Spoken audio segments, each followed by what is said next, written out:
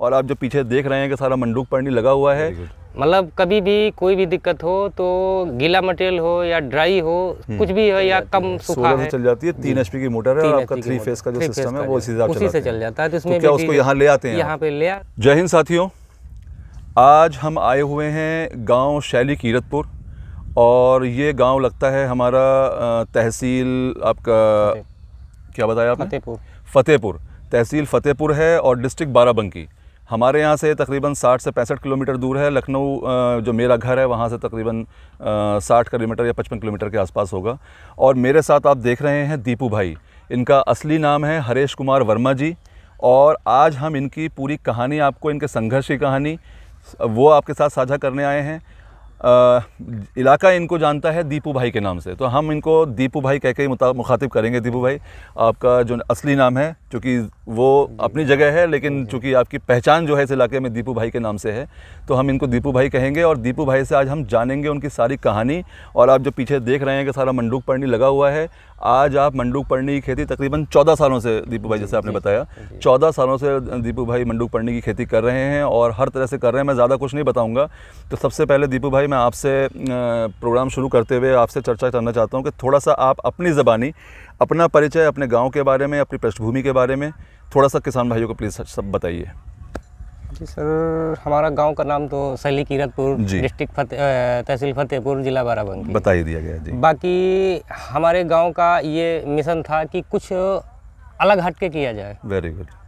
तो अलग हट करके क्या किया जाए, तो क्या करने में ये हमको थोड़ा बहुत इधर उधर जानकारी मिली कि थोड़ा मेडिसिनल में जो है काम किया जाए। बहुत बढ़िया, बहुत बढ़िया। तो उस हिसाब से हमको मतलब मेडिसिनल में फिर क्या किया जाए, तो उसके लिए हमको ये पौधा मिला। देखने गए थे हम संडीला, पहले संडीला मंडूक पर्णी का।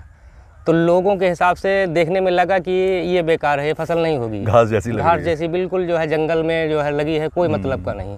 लेकिन हमको लगा कि ये अगर सफल हो जाए तो ये अच्छे से हो सकता है। बहुत अच्छे, बहुत अच्छे। तो ये जो आप गए संडीला, जहाँ ये कितनी पुरानी बात है? ये 14 साल पहले की बात। 14 मतलब जब से आपने खेती पर जैसे मैंने बताया कि आपको कि 14 साल से कर रहे हैं, तो जब आपने देखा तभी आपने सोच लिया और तभी से शुरू कर दिया, तभी से मतलब जो है। तो ये बताइए, थोड़ा सा अपनी कहानी बताइए, क्योंकि मैंने जितना मुझे मालूम चला और मैं यहाँ तक पहुँचा हूँ कि आपकी ये कहानी, ये जितना सफ़र है 14 साल का, ये बहुत आसान नहीं रहा है, संघर्षपूर्ण रहा है। अभी कितने, ये बताइए पहले कि आप अपने आप कितनी खेती कर रहे हैं इस गाँव में मंडूक पर्णी की, और आसपास के जो किसान भाइयों को भी आपने साथ में जोड़ा हुआ है, तो कितने एकड़ में टोटल खेती आप करा रहे हैं? अपने आप कितनी कर रहे हैं और किसान भाइयों को कितनी? सर हम तो खुद 4 एकड़ कर रहे हैं। 4 एकड़ जी, और भी ऑर्गेनिक तरीके से। अच्छा, ऑर्गेनिक कर रहे हैं, ऑर्गेनिक सर्टिफाइड है आपका खेत? जी। बहुत बढ़िया। देखिए, आप यहाँ पर आजकल जैविक की बात हो रही है और ये मुझे मालूम नहीं था, लेकिन ये बड़ी अच्छी बात आई सामने कि आप पूरा जो मंडूक पर्णी की खेती कर रहे हैं वो ऑर्गेनिक, एक जैविक खेती कर रहे हैं। जी। कितने एरिया में और करा रहे हैं लोगों? और सर कम से कम 40 से 45 एकड़ जो है वो आपके अलावा हमारे मतलब तकरीबन मोटा 50 एकड़। 50 एकड़ के 50 एकड़ में आपके गाँव में ये आपका सेंटेला का मंडूक पर्णी का खेती आप करा रहे हैं, तो वो सारा किसानों से आप खुद ले लेते हैं? जी, हम ट्रेडिंग भी करते हैं, थोड़ा बहुत ट्रेडिंग भी करते हैं। तो उसी में जो है सभी किसानों का एक ग्रुप बना के कि हाँ चलो सबका इकट्ठा हो गया माल और चला जाएगा। जी। तो थोड़ा आसानी हो जाती, थोड़ा लेके जाता है किसान बेचने में, तो उसको दिक्कतें आती है। और बड़ी क्वांटिटी में बेचने में थोड़ा समस्याएं कम रहती हैं। ये बहुत अच्छी बात है, क्योंकि अकेला वही हम लोग जो आजकल पीछे बात कर रहे हैं कि अगर एफपीओ जैसा कंसेप्ट आ जाए या किसान सब जुड़ जाएंगे तो उनके लिए मार्केट कोई समस्या फिर नहीं है, तो अकेले करने में दिक्कत है। चलिए, बहुत अच्छी बात है। ये बताइए कि ये जो, चूंकि अब आपने 40-50 एकड़ तक जो पहुँचाया है, तो हर किसान तो कोई 1 एकड़ में कर रहा है, कोई आधे एकड़ में कर रहा है, कोई 2 एकड़ में कर रहा है। तो ये 14 साल में आपने इसको 50 एकड़ तक पहुँचाया, और शायद आपने मुझे बताया था कि ब्राह्मी भी आप करीबन 100 से ज़्यादा एकड़ में करा रहे हैं, और वो भी आप सब लेते हैं। तो ये 100 से 150 एकड़ का जो आपका मंडूक पर्णी ब्राह्मी का सफर है, ये क्या इतना आसान था या क्या संघर्ष रहे आपको? जरा किसान भाइयों का बताइए। रहे कि लोग देखते थे, शुरुआत जो हमने की तो लोग देखते थे तो हंसते थे कि ये क्या जंगल बंगल लगा रहे हैं, कि ये तो सब बर्बाद हो जाएगा जो है, इसके कोई मतलब नहीं। लेकिन ये है कि संघर्ष करते रहे, लोग जो बोलते रहे वो सुनते रहे। इसके अलावा क्या परेशानियाँ? परेशानियाँ तो ये है कि विशेष बहुत ज़्यादा तो नहीं रही, लेकिन ये है कि लोगों से दिक्कत ये है कि लोग कोई भी इसको जानता नहीं था कि कैसे इसको किया जाए। तो खुद अपना जो है डेवलप की, ट्रायल करके कैसे किया जाए, कैसे जो है जानकारी हो, कैसे जो है इसको अच्छे से पैदावार किया जाए। तो ये सब मतलब हर साल जो है ट्रायल लेते लेते संघर्ष करते कि नुकसान हुआ तब भी देखा गया और बेनिफिट कहाँ से निकलेगा।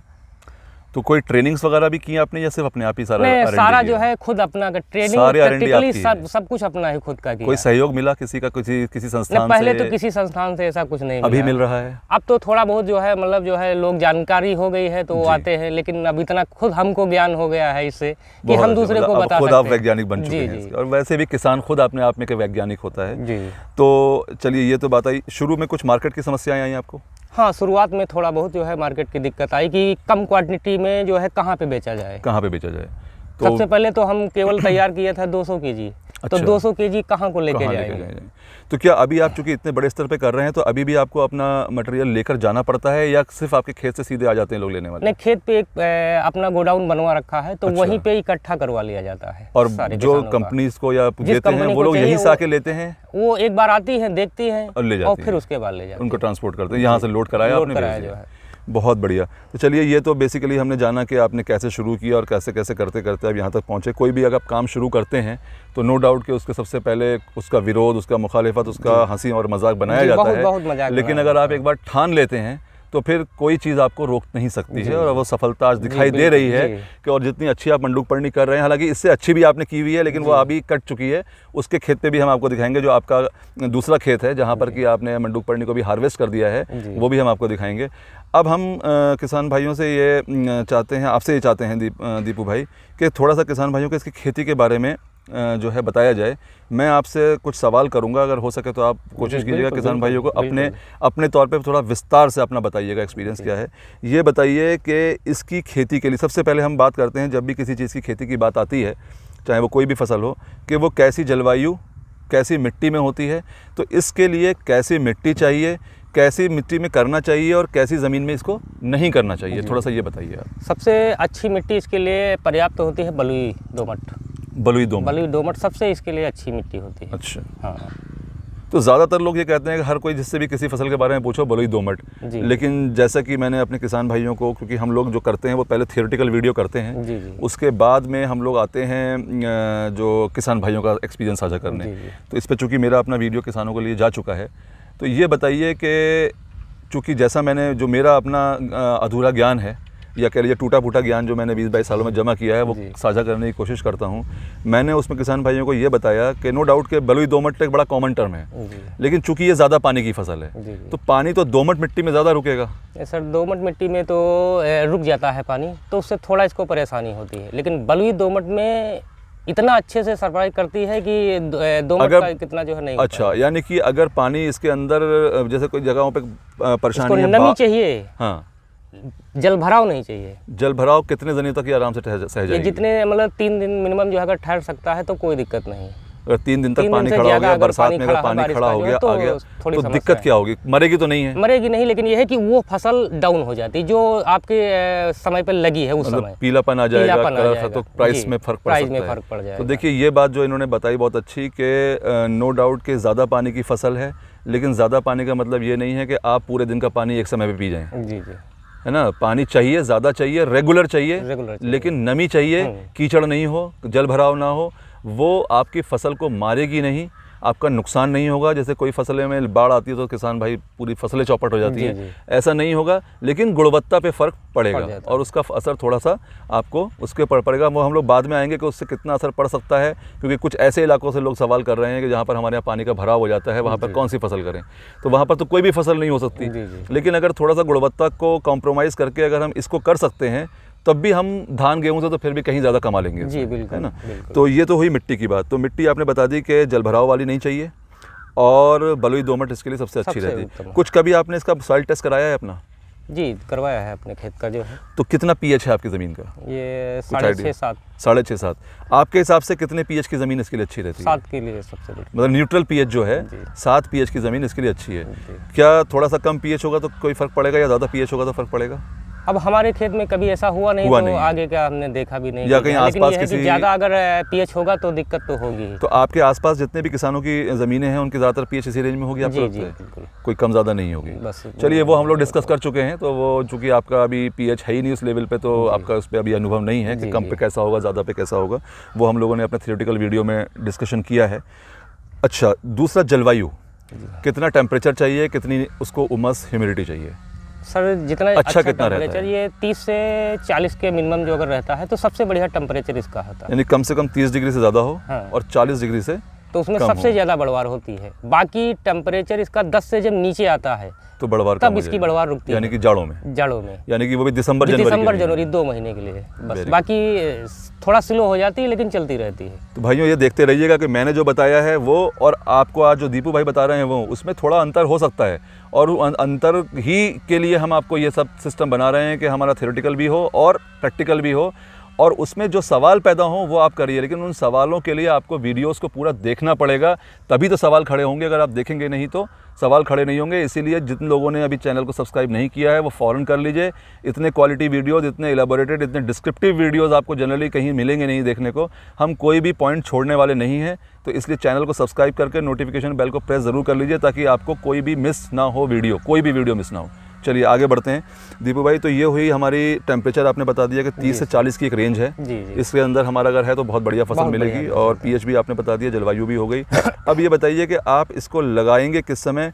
क्या ये कभी भी लगाई जा सकती है या कोई ख़ास टाइम ज़्यादा अच्छा रहता है लगाने के लिए? इसको सर साल में 3 बार लगाया जाता है। अच्छा। हाँ, फरवरी और जुलाई और सितंबर, इन तीनों टाइम पे हम अपनी सुविधा के हिसाब से। लेकिन सबसे अच्छा फरवरी में लगाया जाता है, वो बेटर रहता है। Very good. उसका कारण? उसका कारण टेम्परेचर बढ़िया होता है और लगाने के समय टेम्परेचर एक अनुमानित होता है, मतलब न कम न ज़्यादा। क्योंकि 15 फरवरी के बाद में टेम्परेचर थोड़ा बढ़ना शुरू होता है तो उसको उस समय बढ़वार अच्छी मिल जाती है। और किन किसानों को जून जुलाई में लगाना चाहिए कि उसका कुछ फ़र्क पड़ता है कि अगर आप कह रहे हैं कि फरवरी ही सबसे अच्छा समय है तो फिर जून जुलाई और सितंबर की हम बात क्यों करें? नहीं, तो ऐसी क्या कोई स्थितियां हो सकती हैं? कभी ऐसी स्थिति हो जाती है कि हमारा खेत नहीं खाली है, या हम दूसरी बार जो है कि दूसरा फसल लगाए हैं और हमारी फरवरी में नहीं खाली हो, मार्च अप्रैल में हमारा खेत खाली हुआ, तो उसके लिए सिस्टम दूसरा है। मतलब बारिश में क्या होता है, कुछ लोग बारिश में नहीं कर पाते हैं, तो बारिश खत्म हो गई, जैसे ज़्यादा जल भराव जहाँ पे हो जाता है 1-2 दिन भी, तो उसमें बारिश वाले में नहीं लगाना चाहिए। या फिर जैसे किसी के पास में बहुत अच्छी सिंचाई की व्यवस्था नहीं है तो फिर वो बरसात के टाइम पे लगा लेगा तो उसको पानी लगाने की जरूरत नहीं होती। और सितंबर में लगाने का क्या लॉजिक हो सकता है? सितंबर में लगाने का लॉजिक ये है जैसे इसमें खरपतवार ब्रीडिंग की समस्या थोड़ा ज़्यादा होती है, तो जाड़े आने लगेगा तो खरपतवार कम बढ़ेगा, खरपतवार ऑटोमेटिक रुक जाता है। क्योंकि जब फसल की पैदावार कम है तो खरपतवार की भी पैदावार कम है, तो घास की समस्या नहीं होगी। तो जहाँ पर सभी सुविधाएं हैं जी, वहाँ पर अच्छा है कि आप फरवरी में लगा लें। जी, सही बात है। जहाँ पर पानी की समस्या है वहाँ पर आप जून जुलाई में लगा लें, और जहाँ पर लेबर की समस्या है वहाँ पर आप सितंबर में लगा लें। अपनी सुविधाओं के हिसाब से खुद आकलन करके आप जब चाहें लगा लें, ये कभी भी लगाई जा सकती है। कोई पैदावार पे इन अलग अलग समय पर लगाने पे कोई फ़र्क आता है? सितंबर वाली क्रॉप लगाने में थोड़ा सा समय का जो है, क्योंकि आगे डोरमेंट फेज आ जाता है, दिसंबर जनवरी में बढ़वार नहीं होती तो रुक जाती है, बट आगे साइकिल डेवलप हो जाती है, बाकी डेवलप हो जाता है। तो चलिए ये बात तो हो गई कि लगाई जैसे जाती है। अब थोड़ा सा ये बताइए दीपू भाई किसान भाइयों को कि जो आप इसको लगाते हैं, एक हम लोग जो बात करेंगे वो 1 एकड़ के लिए करेंगे, हम बीघा भी नहीं करेंगे, हम कोई और यूनिट भी नहीं लेंगे। तो हम लोग जो भी बात करेंगे कि कितना पौधा चाहिए, कितना आपको खरपतवार जो भी आपको केमिकल, आप तो ऑर्गेनिकली कर रहे हैं तो किस हिसाब से आप खाद डालते हैं, क्या करते हैं, जो भी डालते हैं वो सब हम एकड़ पे करेंगे, पैदावार लेकर खर्च सब हम उसको पे निकालेंगे। तो बीघा से मत बताइएगा, क्योंकि बीघा हर जगह अलग अलग होता है, उसमें कन्फ्यूज़न होता है। तो ये बताइए कि 1 एकड़ की अगर हमें किसी किसान को खेती करनी है और 1 एकड़ की हमें किसान भाइयों को अगर जानकारी देनी है तो 1 एकड़ के लिए इसमें कितना पौधा लगता है और पौधा कैसे लगता है? मतलब क्या बीज से आप इसकी खेती कर रहे हैं या कटिंग से कर रहे हैं? कैसे और किस तरह की होना चाहिए कटिंग उसमें? इसमें सर जो पुराने पौधे, जो पुरानी फसल होती उसी में से पौधे निकाल लिए जाते हैं। अच्छा, किस तरह से निकालते हैं आप? ये अभी आपको यहाँ पे हम बता सकते हैं? हाँ बिल्कुल, बताइए। ये जो है आप जो पौधा उखाड़ रहे हैं, ये पौधा आपने उखाड़ लिया? ये ऐसे पौधा बना लिए जाते हैं जी। और ये मतलब तैयार पौधा है लगाने के लिए? हाँ, ये तैयार है। अच्छा, तो ये जो है यही उखाड़ के जो है तो ये आप लगा मतलब सकते हैं। ये इसमें पौधे में भी अभी कई सारे, ये तो एक पौधे में कई सारे पत्ते हैं। हाँ। तो जब हम लगाते हैं तो क्या ये इसी स्थिति में होता है? इसी स्थिति में। यानी कि अगर कोई, अब आप पौधा सप्लाई भी करते होंगे? जी। तो या ऐसे ही भेजते हैं किसानों को? ऐसे ही बंडल बना के जो है, ऐसे जो है, जैसे कुछ लोग कहते हैं कभी कभार के कटिंग से हो जाता है। कटिंग से नहीं लगाना चाहिए, सबसे रूटेड स्लिप हो। ये देख लीजिए आप किसान भाइयों, ये आपके हाथ में मैं देख रहे हैं, मेरे इतनी जड़ है और कम से कम 6-6 इंच का तो पौधा हो गया है। 12-15 इसके अंदर पत्ता भी है। अगर ये हम लगाएंगे तो हमारी क्रॉप जो है सक्सेसफुल रहेगी। क्या कोई इसमें मॉर्टेलिटी, कोई मतलब पौधा मरने की समस्या आती है? नहीं, ऐसा कुछ नहीं है। अगर टेम्परेचर, अगर आपने कहीं गलती से जो है मार्च अप्रैल में लगाया तो थोड़ा टेम्परेचर बढ़ता है तो थोड़ा उसमें समस्याएं आती हैं। अच्छा, बाकी ऐसी कोई दिक्कत नहीं। अगर वो भी नमी की वजह, अगर नमी पर्याप्त नहीं दे पाए, क्योंकि देखिए ये इसीलिए मैं आपको यहाँ पर लेके आया हूँ कि यहाँ पर आपको जानकारी जो मिलेगी वो सही मिलेगी। हालांकि आप अगर कहीं पर भी YouTube वीडियोस देखेंगे या बहुत सही देखेंगे तो आपको ये अक्सर बताया जाएगा कि इसकी खेती कटिंग से की जाती है। शायद कभी आपने शुरुआत में की होगी तब भी आपने भी शायद सुना हो, कहीं ऐसा सुना आपने? जी। लेकिन ये इस तरह का पौधा जनरली बहुत सारे लोग दे भी नहीं रहे हैं जी। ये लगाएंगे तभी आपका पौधा चलेगा, वरना अगर आपने तना काट के और 2 पत्ते के साथ में किसी ने आपको भेज दिया, कटिंग तो उसको कहते हैं, तो कटिंग काट के भेज दी, इसमें कोई नोट्स नहीं हो रहे हैं। अगर ये मैं देख रहा हूँ दीपक, इसको मैं डाल दूँ यहाँ पर। ये देख रहा हूँ कि ये इसके अंदर देखिए कल्ला फोड़ रहा है यहाँ से, ये जो है ये यहाँ से कल्ला फोड़ रहा है। अगर हम यहाँ से थोड़ा सा निकाल के इसको लगा देंगे ये भी नहीं चल पाएगा? नहीं चल पाएगी। जिस पौधे में मंडूक पानी लगाना है तो उसमें ये जड़ जरूरी है। जड़ जरूरी है, जड़ जरूरी है। बगैर जड़ की है तो नहीं चल पाएगा, चाहे कितनी उसमें नोड है, चाहे कितना कल्ला कहीं फोड़ रहा है। अगर जड़ नहीं है तो नहीं चलेगा। ये देख लीजिए कि अगर आपको मंडूक पड़ने की खेती करनी हो तो आप जब भी कहीं पौधा किसी से खरीदेंगे तो इस फॉर्म में खरीदेंगे। अगर आपको पौधा ऐसा नहीं दिया जा रहा है तो इसका मतलब आपके साथ कोई धोखा हो रहा है। ठीक, बहुत बहुत शुक्रिया दीपू भाई, ये बात तो आपने बहुत अच्छी बता दी। अब ये बताइए कि ये ऐसे पौधे, क्या अगर जड़ है उसके अंदर तो क्या इसको ऐसे ही रोप देंगे या ऊपर से काट सकते हैं? नहीं, काटने की कोई जरूरत नहीं है। गिर रहा है वो तो अपने आप पुराने पत्ते सूख जाएंगे, पुराने पत्ते खत्म हो जाएंगे और नया कल्ला फोड़ के निकल आएगा। ठीक है, तो ये बताइए कि 1 एकड़ के अंदर कितना पौधा लगाएगा? ये 1 एकड़ के अंदर मिनिमम जो है 60,000 पौधा लगता है। 60,000 1 एकड़ में पौधा लगता है। और कितनी दूरी पे आप लगाते हैं इसको? ये 1 फुट की जो है नाली से नाली की दूरी होती है। अच्छा। लाइन से लाइन। अच्छा। और आधा फुट जो है पौधे से पौधे की दूरी होती है। आधा फुट? आधा फुट। तो ये तो आपके यहाँ पर कोई लाइन वगैरह सिस्टम तो अभी नहीं, उसके बाद तो ये सब कवर हो जाता है, फैल जाता है। बस लगाने के टाइम जो है नाली से नाली लगाने में सुविधा होती है कि आसानी होती है, एक बार निराई या गुड़ाई करने में बहुत सुविधा हो जाती है। तो उसके बाद ये फैल जाता है, फिर इसमें कुछ जरूरत नहीं है। तो मैं ये जानना चाह रहा था कि जैसे कई बार लोग कहते हैं कि ये 10-10 सेंटीमीटर और 15-15 सेंटीमीटर पे भी लगा सकते हैं, क्या ऐसा कुछ है? नहीं, लगा तो सकते हैं। ये है कि थोड़ा समय जल्दी हो जाता है, मतलब जगह जो होती है जल्दी कवर हो जाती है। अच्छा। लेकिन जिसको पौधा खरीदना है या कहीं से लेना है तो महंगा बैठेगा, लेकिन बस ज़्यादा से ज़्यादा 10-5 दिन का डिफरेंस हो जाता है बढ़ने में, कवर करने। तो यानी कि आप जैसे कई बार अगर हम थियोरेटिकल वीडियोस देखेंगे, मैंने भी किसान भाइयों को बताया है कि हालांकि मैंने दोनों चीज़ें बताई हैं जैसे आप बता रहे हैं कि हम इसका जो बेसिकली जो एक ज्योमेट्री होती है वो 15 सेंटीमीटर बाई 10 सेंटीमीटर भी लगा सकते हैं, या 15 बाई 15 पे भी लगा सकते हैं, यानी कि आधा फुट से लेकर पौधे से पौधा 10 सेंटीमीटर हम रखते हैं। लेकिन उसमें चूंकि फिर पौधे की संख्या बढ़ जाएगी और वो पौधा खरीदना फिर किसान के लिए महंगा हो जाएगा। तो अगर हम थोड़ा दूर भी लगा देंगे तो पौधा कम लगाना पड़ेगा, लेकिन वो इतनी तेज बढ़ता है कि फिर वो उसको कवर कर लेगा। तो एक छोटे किसान के लिए जिसके पास पैसे की समस्या है थोड़ी, वो भी इसको दूरी पे मेंटेन करके लगा सकता है। तो उसको कोई परेशान होने की जरूरत नहीं है कि मेरा दूसरों से फर्क है और पौधा मैंने कम लिया तो मेरी पैदावार कम होगी, वो पूरा पकड़ लेगी उसको।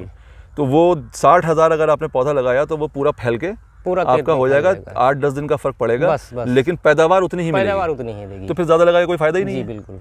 अगर हम ज़्यादा लगा देंगे तो फिर तो जो लोग ज़्यादा लगाते हैं वो क्यों लगा रहे होंगे फिर, आपको क्या लगता है? अब उनको सर ये है कि खुद का खेत का है अपने, तो उसमें थोड़ा उनको जो है 10-15 दिन का फसल और जल्दी मिल जाएगी, एक साइकिल बन जाएगी। जी, ओके, चलिए इस पे भी हम आएंगे कि उसको जल्दी मिलने से क्या फायदा है और कोई बेनिफिट नहीं है, या कोई ज़्यादा घनी लगाने से कोई और इसके अलावा मतलब कोई नुकसान तो नहीं है?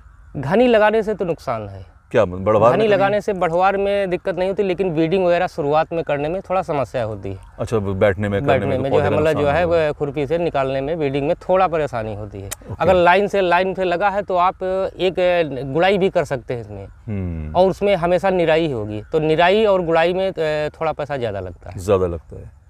अच्छा, तो ये बात हो गई। अच्छा, कुछ और कोई पहचान, अच्छा प्लांटिंग मटेरियल पहचानने की जो हम किसान भाइयों को बता सकते हो? अब प्लांटिंग मटेरियल में थोड़ा ग्रीनिश ज़्यादा होना चाहिए, मतलब धग धब्बे, खराब पत्ते ना, बीमारी जो है खेत में देख लिया जाए कि इसमें बीमारी नहीं है, मतलब लगे कि हाँ ये अच्छा है। बीमारी लग जाती है जी, वो भी ठंडक की वजह से। तो वो हम लोग अभी बात करेंगे उसमें बीमारी पे जब आएंगे। तो यहाँ तक तो बात हो गई कि हमने पौधे का समझ लिया और कितना पौधा लगाना चाहिए 1 एकड़ में और किस समय पर लगाना चाहिए।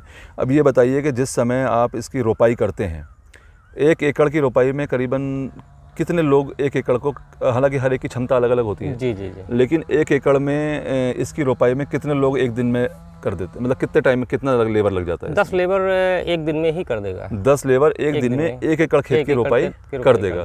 अब वो उस हिसाब से कि जिस जगह पर लेबर का जो रेट है वो खर्चा आ जाएगा। तो रोपाई की तरीका क्या है आपका इसमें? मतलब क्या पहले पानी भर के तब लगाते हैं या लगा के पानी छोड़ते हैं पीछे से? नहीं, पहले सबसे बेटर तो ये है कि आसानी रहती, पानी खेत में छोड़ दिया, फिर उसके बाद लाइन से लाइन रस्सी रख के आप लगाते चले जाइए। तो मैं जैसे बिल्कुल सेम मेंथा लगती है, जैसे मेंथा लगता है या जैसे धान की रोपाई हम करते हैं तो खैर पानी भर दिया जाता है, बट इसमें आप पानी तो भरते नहीं। जल भराव ज्यादा नहीं होना चाहिए, मतलब पानी थोड़ा हो के उसमें आप खड़े हो सके जी जी, और पौधा पकड़ ले मिट्टी को, ऊपर ना आए बाद में, तो उतना पानी इसमें भी होना चाहिए। अच्छा, तो ये तो चलिए बात हमने की। थोड़ा सा इससे पहले फिर पीछे को आते हैं कि इसकी जो ज़मीन की जो तैयारी आप कराते हैं, देखिए आप दोनों तरीके से करा रहे हैं। आप अपने खुद जो कर रहे हैं वो ऑर्गेनिक कर रहे हैं, लेकिन सारे किसानों का ऑर्गेनिक सर्टिफिकेशन नहीं है, तो उन लोगों को आप इनऑर्गेनिक भी करा रहे हैं। तो क्या दोनों स्थितियों में खेत की तैयारी एक जैसी होती है या कुछ अंतर होता है? खेत की तैयारी तो एक ही प्रकार की होती है, लेकिन उसमें क्या होता है, लोग केमिकल खाद डालते हैं, उर्वरक डालते हैं। हम लोग क्या करते हैं, जैविक जो है पद्धति खेत की जो है उर्वरक में अपनाते हैं। बाकी खेत एक ही तरीके से तैयार, मतलब वो जुताई कैसे जुताई करनी होती है वैसी जुताई करनी है, सेम ही है। और कुछ क्यारियां बनाते हैं, मेड़ वगैरह बंदी करते हैं। कितनी बड़ी क्यारी होनी चाहिए? क्यारी 10 फुट की जो है चौड़ाई से, 10 फुट की चौड़ाई और लंबी लंबी पूरी मेड़ है। यानी कि ये जो आपकी चौड़ाई यहाँ पर है ये करीबन 10, ये तो ज्यादा दिख रही है, नहीं फैल गई है, ये 10 फुट की है। और बाकी लंबाई में कोई लंबाई कितनी भी हो जो है वो तो आपके खेत के अनुसार। लेकिन अगर हम छोटा खेत रखते हैं या कोई स्लोप नहीं, तो उसमें अगर बीच में भी मेड़ बना देते हैं तो पानी लगाना आसान नहीं हो जाएगा? नहीं, आसान हो जाएगा, लेकिन क्या होता है एक ही तरफ जाना होता है, तो उसको उस मेड़ को कटिंग करना ही पड़ेगा। पानी जैसे ढालू है खेत, कहीं जो है एक तरफ को ढाल है, तो उसके लिए बीच में मेड़ बनाने की जरूरत है, बाकी तो कोई जरूरत नहीं है। तो इसमें जो है आप जो करते हैं ऑर्गेनिक में जी, आप ज़मीन तैयार की, अब आप रोपाई करने जा रहे हैं, तो आप क्या डालते हैं? गोबर की खाद डालते हैं, किस तरह से डालते हैं? थोड़ा सा ये बता दीजिए, डिटेल में बता दीजिए। नहीं, गोबर की खाद हम केवल वर्मी कंपोस्ट बना लेते हैं पहले। आप अपना वर्मी कंपोस्ट बनाते हैं? आप देख रहे हैं कि वो पीछे आपका वर्मी कंपोस्ट यूनिट भी एक है, तो आप अपने खेत की वर्मी खुद बनाते हैं? खुद बना लेते हैं। चलिए, तो कभी वर्मी कंपोस्ट पे भी आपका एक वीडियो किया जाएगा। अच्छा, ये बताइए कि कितना आप वर्मी डालते हैं एक एकड़ में? 25 किलो, 25 कुंटल एकड़ का केवल डालते हैं। 25 कुंटल का मतलब हो गया 2.5 टन। 2.5 टन एकड़ में आप वर्मी कंपोस्ट डालते हैं। और ये आप कितने दिन पहले डाल देते हैं या जुताई के साथ डाल देते हैं? बस जुताई से पहले डाल के फिर जुताई कर दिया। जुताई से पहले डाल के जुताई कर दिया। और जुताई के कितने दिनों बाद खेत तैयार करके आप रोपाई करते हैं? बस 4 से 5 दिन बाद। 4 से 5 दिन बाद रोपाई कर देते हैं। ओके, इसके अलावा और कोई चीज़ डालते हैं वर्मी के अलावा? कोई और ग्रोथ प्रमोटर या कुछ? नहीं, और जो है जैविक जो है जीवामृत बनाया। अच्छा, वो डालते हैं? वो कब डालते हैं? वो बस वही साथ में जब पानी चलाते हैं खेत में। पानी में जो है साथ में चला देते हैं। तो जीवामृत का इस्तेमाल आप कर रहे हैं? जी। और कोई चीज़? बस जीवामृत बनाते हैं, और बाकी TBC पद्धति ताराचंद बेलजी वाली जो है, ये क्या चीज़ है, थोड़ा बता दीजिए। ये एक कैप्सूल कल्चर आते हैं। अच्छा। उसमें सारे जो है जीवाणु खाद ही होते हैं हर चीज़ के। अच्छा, तो वो कहीं बाहर से लाते हैं? वही जो है TBC पद्धति के द्वारा जो है उनके। तो सारा बताइए कि आप ने जुताई के साथ डाल दिया वर्मी जी, और जब आप पहला पानी लगाते हैं जी, यानी आप जब आप जुताई वो रोपाई के लिए पानी भरते हैं जी, तो उसमें आप जीवामृत डालते हैं? जीवामृत। अच्छा, और ये जो आप TBC बता रहे हैं ये कब डालते हैं? ये सारा मतलब सारा कुछ पानी में ही जो है डाल देते हैं, साथ में पानी के साथ जो है। इसके अलावा भी कुछ बचा है जो डाला? बस बाकी इसमें जैविक में कुछ भी नहीं जरूरत है, बस पानी में डाल दीजिए, कोई जरूरत। तो जीवामृत कितना मिला देते होंगे एक एकड़ के लिए पानी में? 1 एकड़ में 1 ड्रम बनाते हैं। 200 किलो का जो ड्रम होता है नीला वाला, वो आप बनाते हैं। और ये TBC किस फार्म में कितना डालते हैं आप? ये कैप्सूल कल्चर आते हैं, छोटे छोटे कैप्सूल आते हैं, तो उसको भी हर कैप्सूल जो है 200 लीटर पानी और 2 किलो गुड़, 2 किलो गुड़ 200 लीटर पानी में बना के घोल बना लिया, और जीवामृत के साथ में उसी पानी के साथ में आपने चला दिया। ये आपका पूरा एक न्यूट्रिशन का सोर्स बन जाता है मंडूक पड़नी के लिए। अब आपकी मंडूक पड़नी की रोपाई हो गई, 10 लोगों ने मिलकर 1 एकड़ में उसकी रोपाई कर दी। रोपाई के बाद में फिर क्या कार्यक्रम हो जाता है? फिर दूसरी बार जो है नमी जब कम होने लगती है तो पानी लगा दिया जाता है। फिर उसके बाद बीडिंग के लिए निराई कर दी जाती है। एक आध घास अगर निकली है तो निराई जो पानी जो लगाते हैं आप, वो दूसरे पानी की ज़रूरत इन जनरल कब पड़ जाती है? वो तो मौसम के हिसाब से फरवरी में लगाते हैं तो 10 से 12 दिन बाद तुरंत लगाना पड़ेगा। तो यानी कि आपको हर 10-12 दिन में पानी की जरूरत पड़ेगी? नहीं, ये तो खेत बताता है कि हमारी नमी कब खत्म हो रही है। अच्छा, नमी कंट्रोल है तो कोई दिक्कत नहीं, नमी ज़्यादा कम हुई तो उसको देना पड़ेगा पानी। तो अब ये जो है कि आपने बताया निराई की जो करने की बात आपने कही, पानी तो आपने बता दिया 10-12 दिन के बाद लगाते हैं और फिर नमी के हिसाब से लगाते हैं, लेकिन जो निराई होती है क्या इसमें वीडिंग की निराई की समस्या मतलब घास की समस्या का शुरू में ज़्यादा हो जाती है? नहीं, बहुत ज़्यादा नहीं। अगर आप समय से कर रहे हैं तो ऐसी कोई दिक्कत नहीं। समय से मतलब? समय से कि अगर हाँ आज खरपतवार जो है निकालना है या खेत हमारा तैयार है, इसमें वीडिंग चालू हो गई तो उसी समय उसको निकलवा दिया। तो आपके खेत में तो मुझे लगता है कि ज़्यादा खरपतवार, क्योंकि आप जैविक कर रहे हैं तो इतना होता भी नहीं होगा। नहीं होता भी नहीं, बाकी हम समय से निराई करवा ही देते हैं। और केमिकल वाले जो कर रहे हैं उनके यहाँ और आपके यहाँ खरपतवार में कुछ थोड़ा 19-20 तो उनके में ज़्यादा होता है, मतलब केमिकल वाले में ज़्यादा होता है। तो जो लोग केमिकल कर रहे हैं उनका भी बता दीजिए कि वो लोगों ने खेत की तैयारी की, और जो लोग केमिकल कर रहे हैं वो कौन से केमिकल्स डाल रहे हैं और वो कब डालते हैं उस टाइम पे? सर केमिकल तो ये मान चलिए, केमिकल के बारे में ज़्यादा तो खुद किसान को हम कभी सजेस्ट नहीं करते कि आप जो कर रहे हैं वो बता दीजिए। वो डालते हैं अपनी खुद का जो है, जो भी जो है मतलब खरपतवार नाशक जो भी दवाई होती है। नहीं, वो मैं केमिकल की बात नहीं कर रहा हूँ, खाद की बात कर रहा हूँ। जो लोग यूरिया डीएपी से करते हैं कुछ लोग, तो वो लोग कैसे डालते हैं? तो वो डीएपी जो है खेत में बनाने से पहले, जुताई से पहले डीएपी मिला दिया। डीएपी मिला देते हैं। जुताई से पहले या रोपाई से पहले? जुताई से पहले। जुताई से पहले। और सिर्फ डीएपी डालते हैं? डीएपी, कोई पोटाश नहीं, कोई या तो एनपीके डालते हैं या तो डीएपी डालते हैं। एनपीके डालते हैं। तो कितना एनपीके डाल देते होंगे आपके हिसाब से वो लोग? ये एक एकड़ में करीब 1 से 2 बोरी तक डाल देते हैं। 1 से 2 बोरी अपने अपने हिसाब से, अपने खेत की, अपने जैसे उनका अनुभव है खेत है उसके हिसाब से 1 से 2 बोरी एनपीके वगैरह वो डाल देते हैं। और उसके बाद में वो विधि जो आपकी पानी लगाने की और गुड़ाई की वो सब सेम रहती है? जी सर। क्या कुछ ऐसे भी हैं जो लोग दोनों चीज़ें यूज़ कर रहे हो, केमिकल भी डाल रहे हो और जीवामृत और टीबीसी वगैरह सब डाल रहे हो? नहीं, अगर जो लोग जीवामृत भी बना के डाल देते हैं तो उसकी क्रॉप थोड़ा और अच्छी हो जाती है। और अच्छी हो जाती है केमिकल के साथ साथ? केमिकल के साथ साथ। अच्छा, तो निराई की जो आपका पहली निराई की जो ज़रूरत पड़ती है आपको जी, वो आपके रोपाई के कितने दिन बाद पड़ जाती है? मिनिमम 20 से 25 दिन बाद। 20 से 25 दिन बाद। और इसकी फिर उसके बाद ज़रूरत पड़ती है निराई की? नहीं पड़ती है, मतलब एक बार हार्वेस्टिंग करने में 3 बार जो है निराई करना पड़ता है। एक बार हार्वेस्ट, जो पहली बार आप कटाई करेंगे इसकी, उससे आपको 3 बार पहले निराई 3 बार करनी पड़ेगी। अच्छा, और कटिंग पहली कब मिलती है आपको? ये मिनिमम 3 से 3.5 महीने लग जाता है। पहली जो पैदावार है वो आपको 3-3.5 महीना में मिलती है। तो इस बीच में आपने 3 तो निराई कर दी जी, और पानी अपने उसकी कोई नमी चाहिए है, ज़्यादा पानी चाहिए, रेगुलर चाहिए, तो उस हिसाब से जब आपको लग रहा है, जब आपको लगे कि नमी कम हो रही है। और कोई काम जो बीच में करा जाता है? कुछ नहीं जरूरत है, केवल निराई। और बीच में कोई खाद भी डालने की जरूरत नहीं है? नहीं, कुछ नहीं डालना है, कोई न्यूट्रिशन नहीं, एक बार डाल दिया खत्म। केमिकल वाले भी जो कर रहे हैं वो भी नहीं डालते हैं, नहीं डालेंगे। या खरपतवार के लिए कोई? अच्छा हाँ, ये एक सबसे बड़ा पॉइंट है, खरपतवार जो निकालते हैं, क्या इसको खरपतवार के लिए कोई केमिकल डालते हैं तो नुकसान कर सकता है क्या? अब ये जो मटेरियल में जाएगा उसका तो नुकसान नहीं, वो तो ना जाएगा।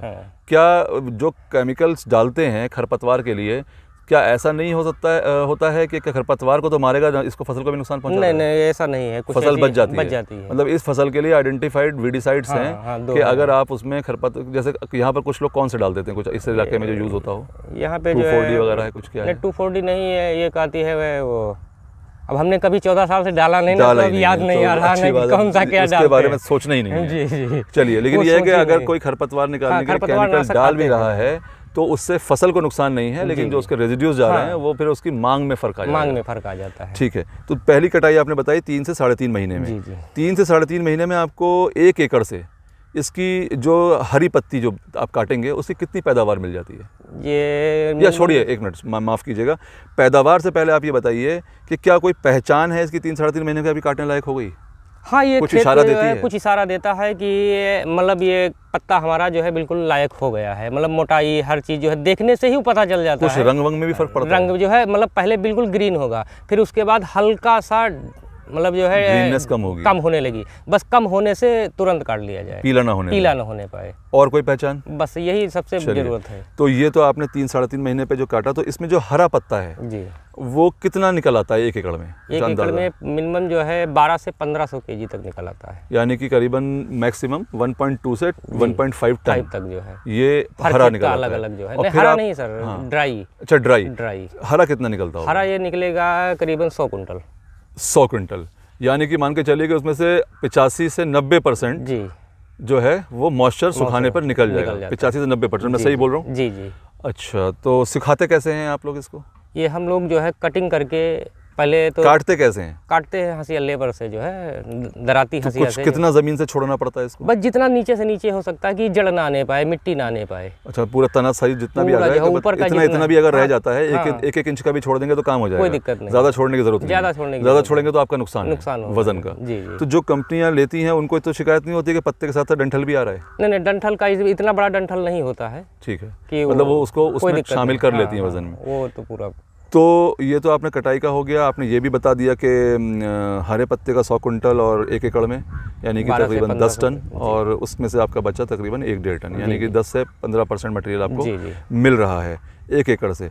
अब इसके बाद चूंकि ये 12 मासी कह लीजिए या पेरेनियल कह लीजिए फसल है, अगली कटिंग कितने समय बाद मिल जाती है आपको? फिर अगर अच्छे से किया जाए तो 45 से 50 दिन पे हो जाती है। फिर 45 से 50 दिन पे होती रहती है। तो इस हिसाब से साल में कितनी कटिंग मिली? हम 5 बार 5 कटिंग मिल रही है। और दूसरी कटिंग में हमें इतना ही मिलता है? इतना ही मिलेगा, इतने।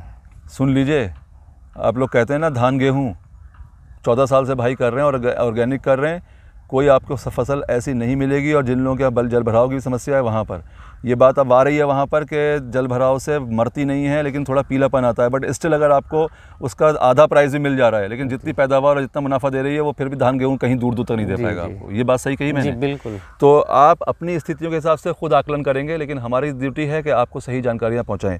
तो पहली कटाई आपने 3 से 3.5 महीने में ली, और दूसरी कटाई आपको 45-50 दिन में मिल रही है, और उस हिसाब से आपको टोटल करीबन कम से कम आराम से 5 कटाई इसकी मिल रही है। और हर कटिंग में जो आपको पहली कटिंग में 3-3.5 महीने में जो पैदावार मिली थी, फिर हर कटिंग में उतनी ही पैदावार मिल रही है। क्या कितने साल तक आप इसको कर सकते हैं? एक बार आप जितने दिन कर सकते हैं आप खेत की निराई वीडिंग सही समय से, मतलब जितना आप एक उसको देखेंगे कि हमको मेंटेन रखना, जितने दिन आप मेंटेन रख पाएंगे। हम इसको 10-12 साल भी ले जा सकते हैं? 15 साल तक तो हमने, 14 साल तक तो हमने रखा। दोबारा से रीप्लांट नहीं किया हमने? दोबारा करने की जरूरत ही नहीं, वही चल रहा है लगातार। वही चल रहा है, तो वो जड़ तो फैलेगी नहीं? जी, पत्ता फैलते रहेगा, उसे आप काटते रहेंगे। मतलब जड़ दोबारा से फैल के अगर मान लीजिए नहीं काटा तो क्या ऐसा तो नहीं होता कि पौधा उस पे जाए और दोबारा से उसकी जड़ भी फैल? नहीं, वो चलता रहता है, कोई वो रेटूनिंग नहीं होती, कोई समस्या नहीं है। बहुत बढ़िया। तो ये मतलब आपके पास एक बार लगा दिया तो आप फिर आप फ्री हो गए, और 10 साल तक आप उसको काटते रहिए। मार्केट पे आएंगे क्योंकि मार्केट की समस्या हो सकती है कुछ लोगों के लिए, और उसी के लिए हम लोग आजकल बहुत सारी बातें कर रहे हैं कि कैसे मार्केट की समस्या को भी ख़त्म किया जाए, तो वो तब आएंगे मार्केट पे। तो ये आपका हो गया जो है। अच्छा, ये चूँकि आप बहुत सारी चीज़ें मैं देख रहा हूँ, और किसान भाइयों को भी दिखा रहे हैं हम लोग कि आप इसको ड्राई करने का आपने ड्रायर भी लगाया हुआ है, उसके बारे में हम लोग चलेंगे तो अलग से ड्रायर पे बात करेंगे। और आप सोलर का भी यूज़ कर रहे हैं, सिंचाई का भी आपने एक बहुत बड़ा सिस्टम जो है वो हीरा रेन पाइप का आप इस्तेमाल कर रहे हैं। उसमें मतलब आप अगर स्प्रिंकलर लगाना चाहें तो वो कॉस्टिंग आती है, फिर सरकारी सिस्टम के आपको सब्सिडी लेना, ये लेना, बट एक पाइप आपने डाल दिया और उसी में आपको बहुत बढ़िया जो है सिंचाई मिल रही है काफ़ी बड़े एरिया में। वो पाइप भी एक बार दिखा दीजिएगा थोड़ा लोगों को, और वो देखते रहिएगा आप। और इसके अलावा आपके पास एक पैकिंग मशीन भी है इसको, क्योंकि ये चूँकि इसका वॉल्यूम बहुत ज़्यादा हो जाता है तो इसको पैकिंग की समस्या कई बार होती है। तो पैकिंग मशीन से इसका नुकसान कम होता होगा शायद? नुकसान सर क्या ये होता है कि हल्का मटेरियल होता है, तो इसको स्पेस ज़्यादा होता है, मतलब जगह कम ज़्यादा लगती है, तो उसको क्या होता है जब उससे वैक्यूम करके जो है कम कर दिया जाता है तो कम जगह में ज़्यादा माल और फिर ट्रांसपोर्ट में आसानी हो जाती है। तो वो भी हम लोग अभी चर्चा करेंगे उसके बारे में। तो इसमें कोई और ऐसी चीज़ बची कि अच्छा बीच में जैसे हम बात कर रहे थे वो रह गई थी, हम कटाई वटाई पे पहुंच गए, बीमारी और कीड़ा। कीड़ा जैविक लगता ही नहीं, कोई नहीं लगता अभी तक 14-15 साल में आपने कोई कीड़ा नहीं देखा? जमीन के अंदर से भी और जमीन के बाहर से भी कोई दीमक? कोई कुछ भी नहीं। दीमक भी नुकसान? अगर खेत में दीमक है तो भी नहीं लगेगी? तब भी कोई दिक्कत नहीं। कोई दिक्कत नहीं, दीमक इसको पसंद नहीं करती। कोई मतलब मेडिसिनल प्लांट को ज़्यादातर आसानी यही है कि उनको जानवर नहीं खाते, उनको बीमारी कीड़ा कम लगता है, लेकिन कुछ पौधों में ये दिक्कत आती है कि दीमक खा लेती है, लेकिन इसमें दीमक भी नहीं खा रही है। और बीमारी थोड़ा ठंडक की वजह से या बारिश की वजह से, जब ज़्यादा दिन बारिश होती है या ज़्यादा लगातार ठंडक रहती है तो फंगस की समस्या आती है।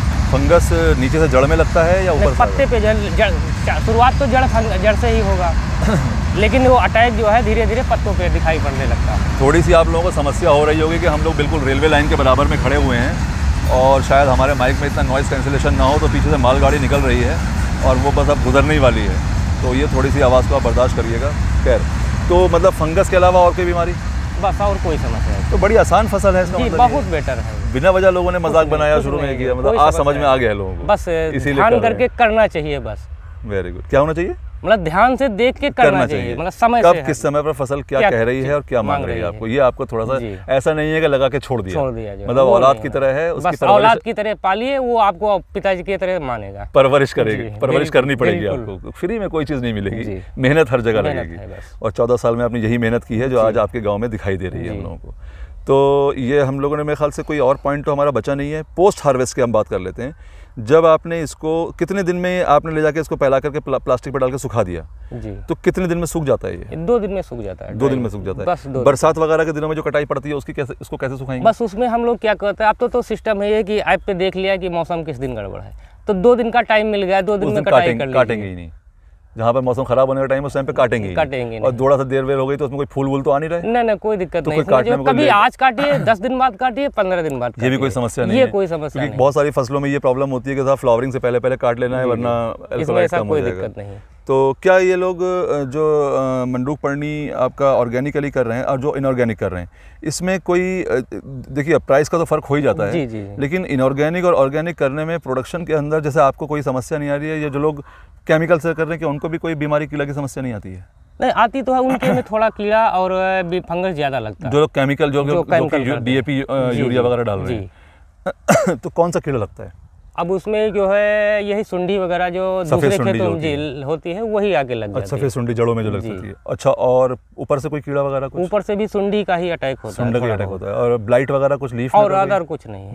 बीमारी और कुछ भी नहीं, फंगस बस लग सकती है। बस फंगस ही लगता है। कीड़े जो हम डाल रहे हैं केमिकल, उसमें ज्यादातर बस कीड़े की समस्या आ सकती है। थोड़ा बहुत, ज्यादा वो भी लगता नहीं, बस केवल हफ्ते भर का जो है एक वो होता है। उसका कोई इलाज करते हैं या छोड़ देते हैं? अब केमिकल वाले जो इनऑर्गेनिक करते हैं तो अपना थोड़ा बहुत डाल देते हैं, पेस्टिसाइड डालते हैं, एक बार जो है डाल देते हैं। अच्छा। और हम लोग जो है हमारे में कभी सुंडी लगती ही नहीं, तो हमको कभी ज़रूरत ही नहीं।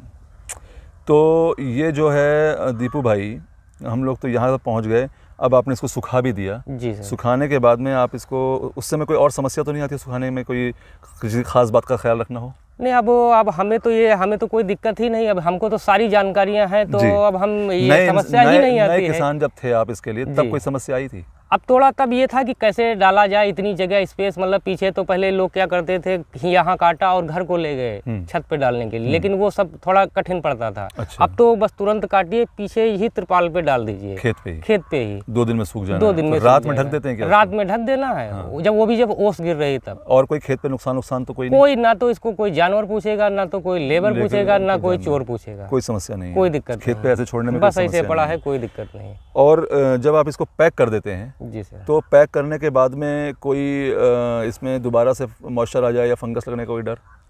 ऐसा कुछ होता नहीं। बाकी अगर उसको सेफ रख दिया जाए तो कोई दिक्कत नहीं होती है। बाकी अगर कोई हल्का मॉइस्चर लगा तो एक बार फिर से बाहर निकाल के धूप दिखा दीजिए, फिर कंप्लीट हो गया।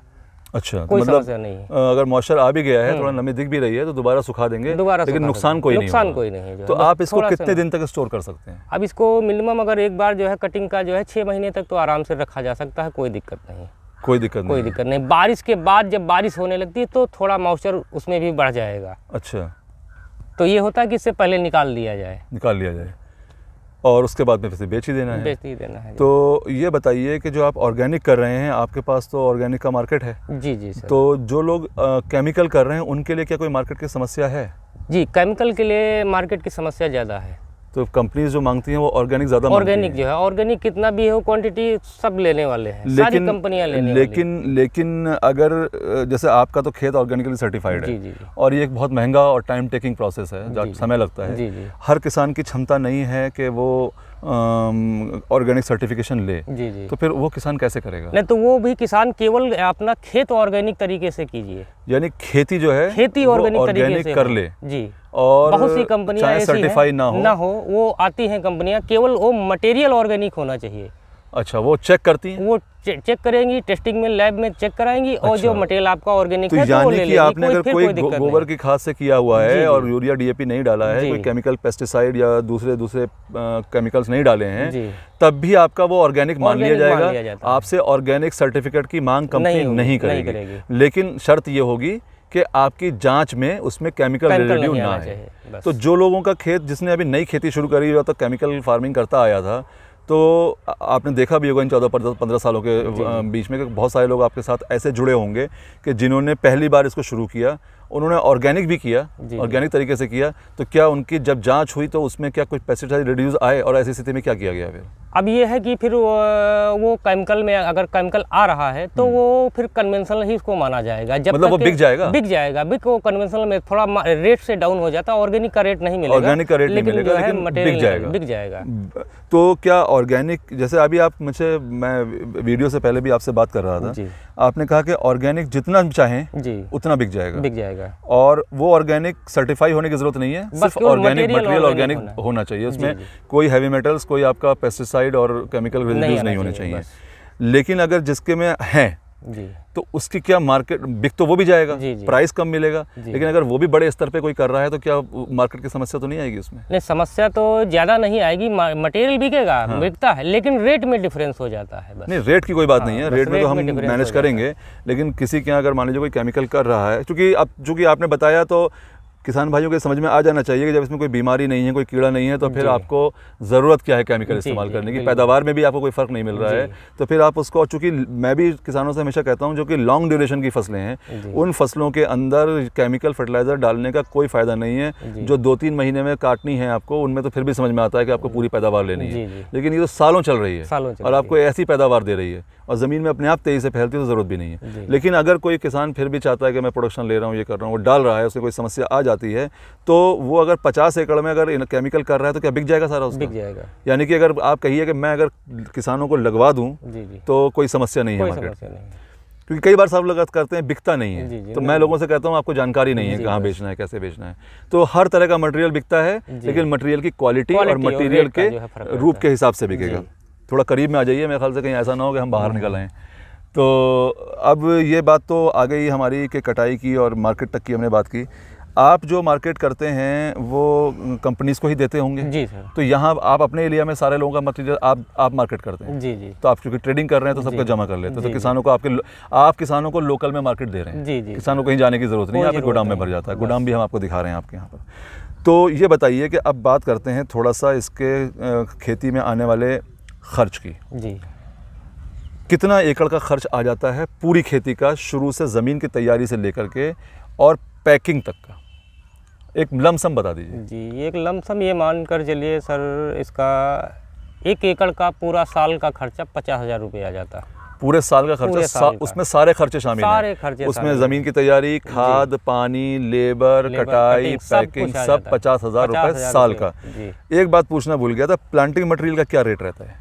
अब सर प्लांटिंग मटेरियल का ये तो सबसे बेटर है, किसान या तो किसी दूसरे के खेत से, पड़ोसी से ले ले, या तो कहीं से दूरी से आ रहा तो 30 पैसे का पौधा या 40 पैसा पौधा ऐसे भी मिल जाता है। अच्छा। मतलब वो कितनी कैसी सुविधा हो जाती है। आप अपने एरिया में लोगों को मांगते हैं तो किस रेट में दे देते हैं? हम तो बिल्कुल समझ लीजिए फ्री दे देते हैं। फ्री इतना हो रहा है कि नहीं तो फेंकना पड़ जाएगा। जी। ओके, तो वैसे कम से कम 30-40 पैसा, और ट्रांसपोर्टेशन अलग से लगेगा, कोई दूर से ले रहा है वो तो अलग, वो एक बार लेना पड़ेगा। जी। अच्छा, तो ये प्लांटिंग मटेरियल का हम लोग रह गया था, तो हमने कहा बीच में कवर कर लें। तो टोटल खर्च इसमें प्लांटिंग मटेरियल की कॉस्ट भी शामिल है 50,000 में? नहीं, वो अलग से है। मतलब जो 60,000 पौधा ले रहे हैं। जी। तो मैंने आपसे पूछा कि सारा खर्च बताइए। सारा खर्च वो क्या, हम लोग कभी इसका जो है मतलब क्या हुआ कि इस खेत से निकाल लिया, उस खेत में डाल दिया, उस खेत से। अब ये भी है कि कभी हमने जोड़ा नहीं। 10 सालों में अगर आप खेती कर रहे हैं, हमने खुद डेवलप किया है उसको ना, तो नहीं 10 सालों में खेती कर रहे हैं तो फिर वो हर साल के खर्च में उसको वैसे भी नहीं जोड़ा जा रहा है, लेकिन जो पहली बार करने जा रहा है तो हमें उसको पहले साल का खर्च बताना पड़ेगा। तो प्लांटिंग मटेरियल आपका 60,000 पौधा, अगर आपका मैं कहता हूँ मोटा मोटा 50 पैसे भी मिला, उसको ट्रांसपोर्टेशन से दूर से लिया, तो भी आपका 30,000 का पौधा लग गया। तो यानी कि पहले साल में आपका खर्च जो है, पहले साल में एक नए किसान का खर्च 80,000 रुपए एकड़, इससे ज्यादा तो नहीं जाएगा, ये अधिकतम है जी बस। और अगर उसने कोई सिंचाई की बढ़िया व्यवस्था कर रखी है तो शायद और कम हो जाए। जी बिल्कुल, मतलब मैकेनाइज करके कर रहा है तो 80,000 रुपये का टोटल खर्च हो गया। प्रोडक्शन आपने बता दिया कि हर कटिंग कितनी मिलती है। अब ये बताइए कि जैविक आप कर रहे हैं, इसमें आपका मुनाफा कितना आ जाता है 1 एकड़ में प्रॉफिट? सर अगर हम 1 एकड़ में 50,000 रुपये साल में लगाते हैं तो उसमें हमको 2 लाख रुपए बच जाता है आराम से साल का प्रॉफिट बचता है। यानी कि पहले साल में अगर आप करेंगे, मतलब एक कटिंग में एक बार में जो है एक कटिंग में पूरे साल का पूछ रहा हूँ, पूरे साल का तो मिनिमम ये मानकर चलिए 10 लाख रुपए, समझ लिए 10 लाख रुपए साल भर का प्रॉफिट है, प्रॉफिट हो जाता है। और खर्चा सिर्फ 50,000, 50,000, यानी कि टोटल आपका जो माल बिकता है वो 10.5 लाख का बिक जाता है जी। उसमें से 50,000 निकाल दिया। 50,000 हर कटिंग में निकालते रहते हैं। नहीं तो हर कटिंग का खर्चा बताइए ना। हर कटिंग का आप 5 गुना कर लीजिए, 2.5 लाख, 2.5 लाख रुपए, यानी साल का खर्चा जो है वो 2.5 लाख। अब आई बात सही, क्योंकि 50,000 मैंने साल का पूछा था आपसे। तो चलिए अब क्लियर हो गया कि ये 50,000 हर कटाई का खर्च है, हर कटाई का, और पहली कटाई का खर्च जो है हमारा 80,000 बैठ रहा है, क्योंकि उसमें प्लांटिंग मटेरियल शामिल है। तो यानी पहले साल का खर्च आपका कम से कम आ गया पौने 3 लाख, 30,000 वो जोड़ करके 3.25 लाख आप खर्च करके साल में आप कमा रहे हैं 10 लाख प्रॉफिट। जी सर। यानी कि आपका तकरीबन माल जा रहा है वो 13.5-14 लाख रुपए जी सर, एक साल में। जी। ये ऑर्गेनिक का जा रहा है। जी, इनऑर्गेनिक वालों का प्रॉफिट कितना आ जाता होगा? अब उनका सर सेम आधा जो है बेनिफिट हो जाता है, यानी कि ऑर्गेनिक का रेट आपको डबल मिलता है। जी। इनऑर्गेनिक का रेट आपको आधा मिल जाता है। कुछ रेट के बारे में बता सकेंगे कि क्या रेट, मतलब किसान का क्या रेट है? किसान को 80 रुपये में जो है कन्वेंशनल, आप जो जिस रेट में आप लेते हैं, जी 80 रुपये में, 80 रुपये में आप लेते हैं किसान से, और यानी कि आप तो उन्हीं के लिए मार्केट है, तो हम उसी के बारे में बात करेंगे। हम आपसे नहीं पूछेंगे कि आप क्या कर रहे हैं, लेकिन किसान अगर आज करेगा तो लाजमी बात है किसान अपना रेट जानना चाहेगा। तो आप किसान से जो केमिकल वाला है वो 80 रुपये में ले रहे हैं, 80 रुपये में, और अगर कोई ऑर्गेनिक आपको देगा तो कितने मिलेंगे? तो वो सर 14,000 रुपये में। नहीं मतलब रेट, जी रेट 14,000, 140 रुपये, 140 रुपये किलो सूखा तैयार माल। कितना मॉइस्चर अगर रहेगा तो नहीं लेंगे? नहीं, मॉइस्चर तो नहीं रहना चाहिए, बिल्कुल जीरो, बिल्कुल मतलब वो तो बिल्कुल कड़कड़ाती, अगर हाथ में पकड़ के रगड़े तो चूरा हो जाना चाहिए। Very good. वही नहीं, फिर मटेरियल खराब हो जाएगा, फिर मॉइस्चर आएगा तो फंगस। तो यानी कि किसान के खेत पे जो माल का रेट है वो ऑर्गेनिक का 140 रुपये किलो है, और जो आपका इनऑर्गेनिक का है वो 80 रुपये किलो है। क्या साल भर मार्केट में रेट ऊपर नीचे जो है कन्वेंशनल का? हाँ, मैं यही पूछना चाह रहा था अब कि ये बताइए कि मार्केट रेट का पूरे साल में क्या कुछ फर्क पड़ता है, कम ज़्यादा होता है? जी, कभी कभी डिमांड के ऊपर जो है कम ज़्यादा होता है। इस समय क्या रेट चल रहा है? इस समय जो है मिनिमम 60 रुपये जो है केमिकल का। और ऑर्गेनिक का तो वही रेट चलता है। ऑर्गेनिक का रेट नहीं कम होता है? नहीं डाउन। वंडरफुल, मतलब ऑर्गेनिक के रेट पे मार्केट की ऊपर नीचे होने का फर्क नहीं पड़ रहा है, क्योंकि उसकी डिमांड ज़्यादा है जी। और केमिकल वाले में रेट कम ज़्यादा होता है, तब भी 60 रुपये भी है, तब भी मैं समझता हूँ कि 7-8 लाख रुपए तब भी निकाल ले रहा है किसान आराम से। नहीं हाँ, केमिकल वाला अगर कर रहा है तो 5 लाख रुपए का प्रॉफिट आ रहा है। 5 लाख का मतलब ये है कि अगर रेट कम हो गया तब भी उसमें उसको 3-3.5 लाख रुपए का मुनाफा आराम से आ रहा है, जो कि और किसी क्रॉप में आपको इन जनरल इतने आसानी से नहीं मिलता है। अब ये तो बात, अब इस मेरे ख्याल से हमने सारे पॉइंट कवर कर लिए जी सर। कुछ रहा है अब तो फिलहाल अपने स्तर से अगर कोई जानकारी आप समझते हैं किसान भाइयों को, क्या आप सलाह देंगे इस क्रॉप को करने के लिए, और क्या और कुछ बात बताना चाहते हैं वो थोड़ा प्लीज़ बताइए। किसान भाइयों को क्या मैसेज देना चाहेंगे? सलाह तो इसमें अच्छी है, इससे अच्छी खेती तो कोई है ही नहीं। आज के समय में अगर देखा जाए तो इस फसल से अच्छी कोई फसल ही नहीं है। ये तो आप इसलिए कह रहे हैं कि आप ये कर रहे हैं। हाँ, लेकिन हमने इसी को प्रैक्टिकली किया है तो हमको पता है। आपको 14-15 सालों में कोई मार्केट की समस्या नहीं आई? जी, कोई समस्या नहीं। तो इसलिए किसी और चीज़ को करने की आपको ज़रूरत नहीं है। और वाकई जब इतना मुनाफा दे रही है तो फिर हम नई चीज़ पे क्यों जा रहे हैं? क्यों सोचना ही नहीं। तो कभी आपने सोचा नहीं कि चलो ये कर रहे हैं, कुछ नई क्रॉप को भी थोड़े से एरिया में ट्राई किया जाए? नहीं, ट्राई तो कर सकते हैं, लेकिन हमको इससे बेनिफिट अच्छा कहीं पे किसी फसल में दिखता ही नहीं। 14-15 साल ट्रायल तो लेते रहे, 14-15 साल में हर फसल का ट्रायल लेते रहे। अच्छा, लेकिन उससे मुकाबला नहीं कर पाए। इससे मुकाबला कोई फसल नहीं कर पा रही। तो ये बताइए कि ये तो बात ये हो गई, चलिए तो ये बताइए कि इसका मतलब 14 सालों में आपको आज तक, क्योंकि मैं नहीं समझता कि कोई फसलें ऐसी रही होंगी जिन्होंने मार्केट को उतार चढ़ाव ना देखे हों और किसान ने उसको छोड़ दिया हो, छोड़ देते हैं लोग। इस कभी आपको मार्केट की स्थिति ऐसी नहीं हुई कि लगेगा या कि अब इसमें फ़ायदा नहीं है, छोड़ दें? नहीं सर, अभी तक ऐसी कोई स्थिति ही नहीं है। 14 सालों में इतना कंसिस्टेंटली चल रही है बिल्कुल कि, और आपको क्या लगता है कि आगे क्या डिमांड बढ़ती ही जाती है? आपको क्या लग रहा है कि आगे भविष्य है? भविष्य अभी भी है, ऑर्गेनिक का भविष्य हमेशा है। मैं अगर जो आप ऑर्गेनिक कह रहे हैं कि सर्टिफिकेशन की ज़रूरत नहीं है, और मैं अगर 500 एकड़ में ऑर्गेनिक करवा दूँ तो खरीद लेंगे आप? कितना भी हो, ऑर्गेनिक हो कितना भी हो, कोई दिक्कत नहीं मार्केट की, आप सब खरीद लेंगे? मतलब मैं ये एक जनरल किसानों के पॉइंट ऑफ व्यू से बात पूछ रहा हूँ, हालांकि बेचने के लिए तो बहुत सारी जगहें होती हैं, लेकिन ये कि आपका कहना है कि 500 एकड़ में भी लगा होगा तो आप खरीद लेंगे, क्योंकि ये मैसेज आपका किसानों तक जा रहा है। और ये जो किसान लिखता है कि खेती में कुछ नहीं रखा है और ज़मीनों को बेच के लोग अपना खेती छोड़ रहे हैं, आज भी इतने सारे माध्यम हैं, इतनी सारी फसलें हैं कि अगर उनकी सही जानकारी आप लोगों को हो जाए तो खेती से छोड़, जो लोग नहीं करने वाले हैं वो भी खेतों की तरफ दौड़ पड़ेंगे। तो ये चीज़ है। और कोई मैसेज किसान भाइयों को अगर आप देना चाहें तो? बस किसान भाई ये है कि अगर जो भी किसान करे तो अच्छे से तरीके से उसको बिजनेस के पर्पज से करे। मतलब ये नहीं कि अब हम खेती किए हैं, धान बोआए, गेहूं बोआए, घर में बैठे हैं, नहीं।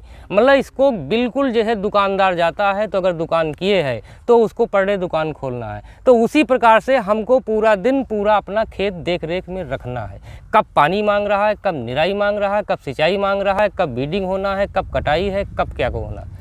एक उद्यम बना के, बिल्कुल उद्यम बना मतलब के, जिंदगी गुजारने के लिए नहीं करना है, खाली जिंदगी गुजारने के लिए नहीं करना है जी, बिजनेस करने के लिए, बिजनेस के पर्पज से आप करिए, चाहे इसमें कोई समस्या नहीं है। फिर भी अगर मान लीजिए अगर हम मंडूक पड़ने को ऐसे करते हैं कि हम छोड़ देते हैं लगा के, तो क्या नुकसान दे जाएगी? तब तो जब आप कुछ करेंगे नहीं तब तो समस्या है, घासें बड़ी बीडिंग बढ़ जाएगी, फिर समस्या हो जाएगी। हम 4 लेबर लगा के बीघे का निराई करते हैं, 20 लेबर में हम एकड़ का निराई कर लेते हैं। जब बीडिंग बढ़ जाएगी तो 50 लेबर लगेगा, तो आदमी पीछे हटता है कि नुकसान हो रहा है।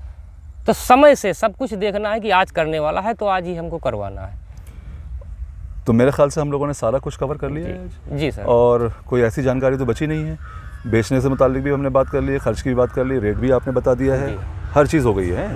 तो अभी मेरे ख्याल से ऐसा करते हैं कि थोड़ा सा आपका जो प्रोसेसिंग वाला सेटअप है, फिर से ट्रेन आ गई भाई साहब, यहाँ पे मालगाड़ियाँ गुजरती रहती हैं, तो इसके लिए हम आपसे माफ़ी चाहेंगे, क्योंकि मालगाड़ी को तो हम नहीं रोक पाएंगे, तो उसको निकल जाने देते हैं, तो वो अपना हॉर्न बजा ही रही है। लेकिन अभी हमारा चूँकि यहाँ का काम पूरा हो गया है, हम खेत से चलेंगे और दीपू भाई के साथ में हम उनका एक तो ड्रायर देखेंगे, दीपू भाई आपका, और आपका सोलर का भी देख लेंगे, और जो भी चीज़ आप हमें वहाँ पे पैकिंग वाली मशीन ज़रूर दिखाइए वो किसान भाइयों को कि वो कैसे है, उसके बारे में हम वहीं पे चल के बात करेंगे।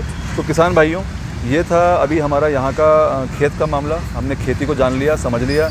अच्छा ये बताइए कि क्या इसके प्रोडक्ट्स वगैरह भी बना सकते हैं कुछ, और कुछ सोचा आपने कभी 14 सालों में कि आप सिर्फ रॉ मटेरियल सप्लाई कर रहे हैं कि आपने कुछ प्रोडक्ट ब्रांड करके पाउडर वगैरह बना के बेचे? नहीं, कभी कभी थोड़ा बहुत जो है बनाया है, लेकिन इसी से मतलब हम फ्री नहीं होते, बस अपना इतना में ही अपना लगे रहते हैं। क्या इसका पाउडर घर में बना के सीधे डायरेक्ट इस्तेमाल कर सकते हैं? हाँ, डायरेक्ट अगर खुद के लिए जरूरत है, मतलब दिमाग के लिए सबसे बेटर है। मतलब 1 चम्मच 5 ग्राम अगर आप पर डे लेते हैं तो आपको दिमाग के लिए कोई दिक्कत नहीं होती। मतलब किसी को माइग्रेन हो जाए या सर दर्द होने लगता है, मेंटली डिस्टर्ब हो रहा है, परेशानियाँ, बहुत जल्दी एक्शन होता है, बहुत जल्दी। अगर 20 दिन आपने लगातार जो है पाउडर ले लिया तो सब समस्या समाप्त हो जाएगी। Very good.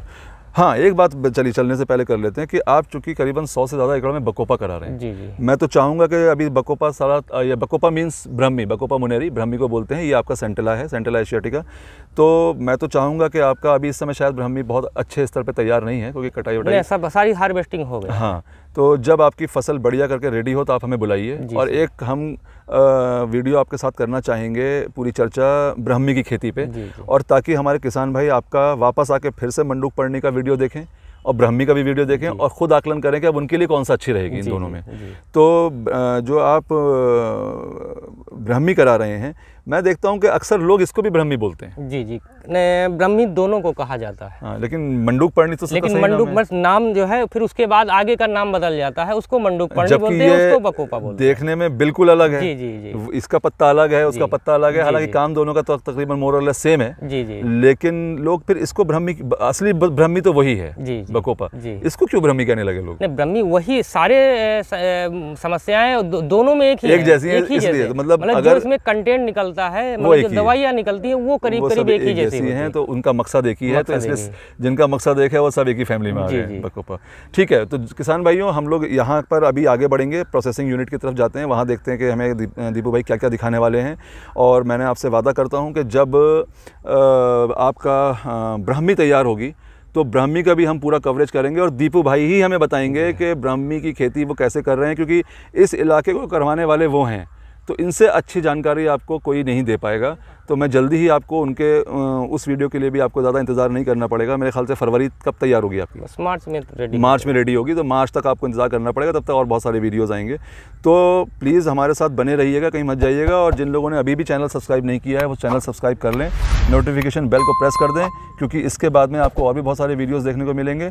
और अब हम चलते हैं प्रोसेसिंग यूनिट के साइड, वहाँ पर दीपू भाई का ड्रायर देखेंगे, पैकेजिंग मशीन देखेंगे, और भी वो जो कुछ बताएंगे दिखाएंगे वो हम लोग सुनेंगे, उसके बाद में फिर हम अपना रास्ता लेंगे।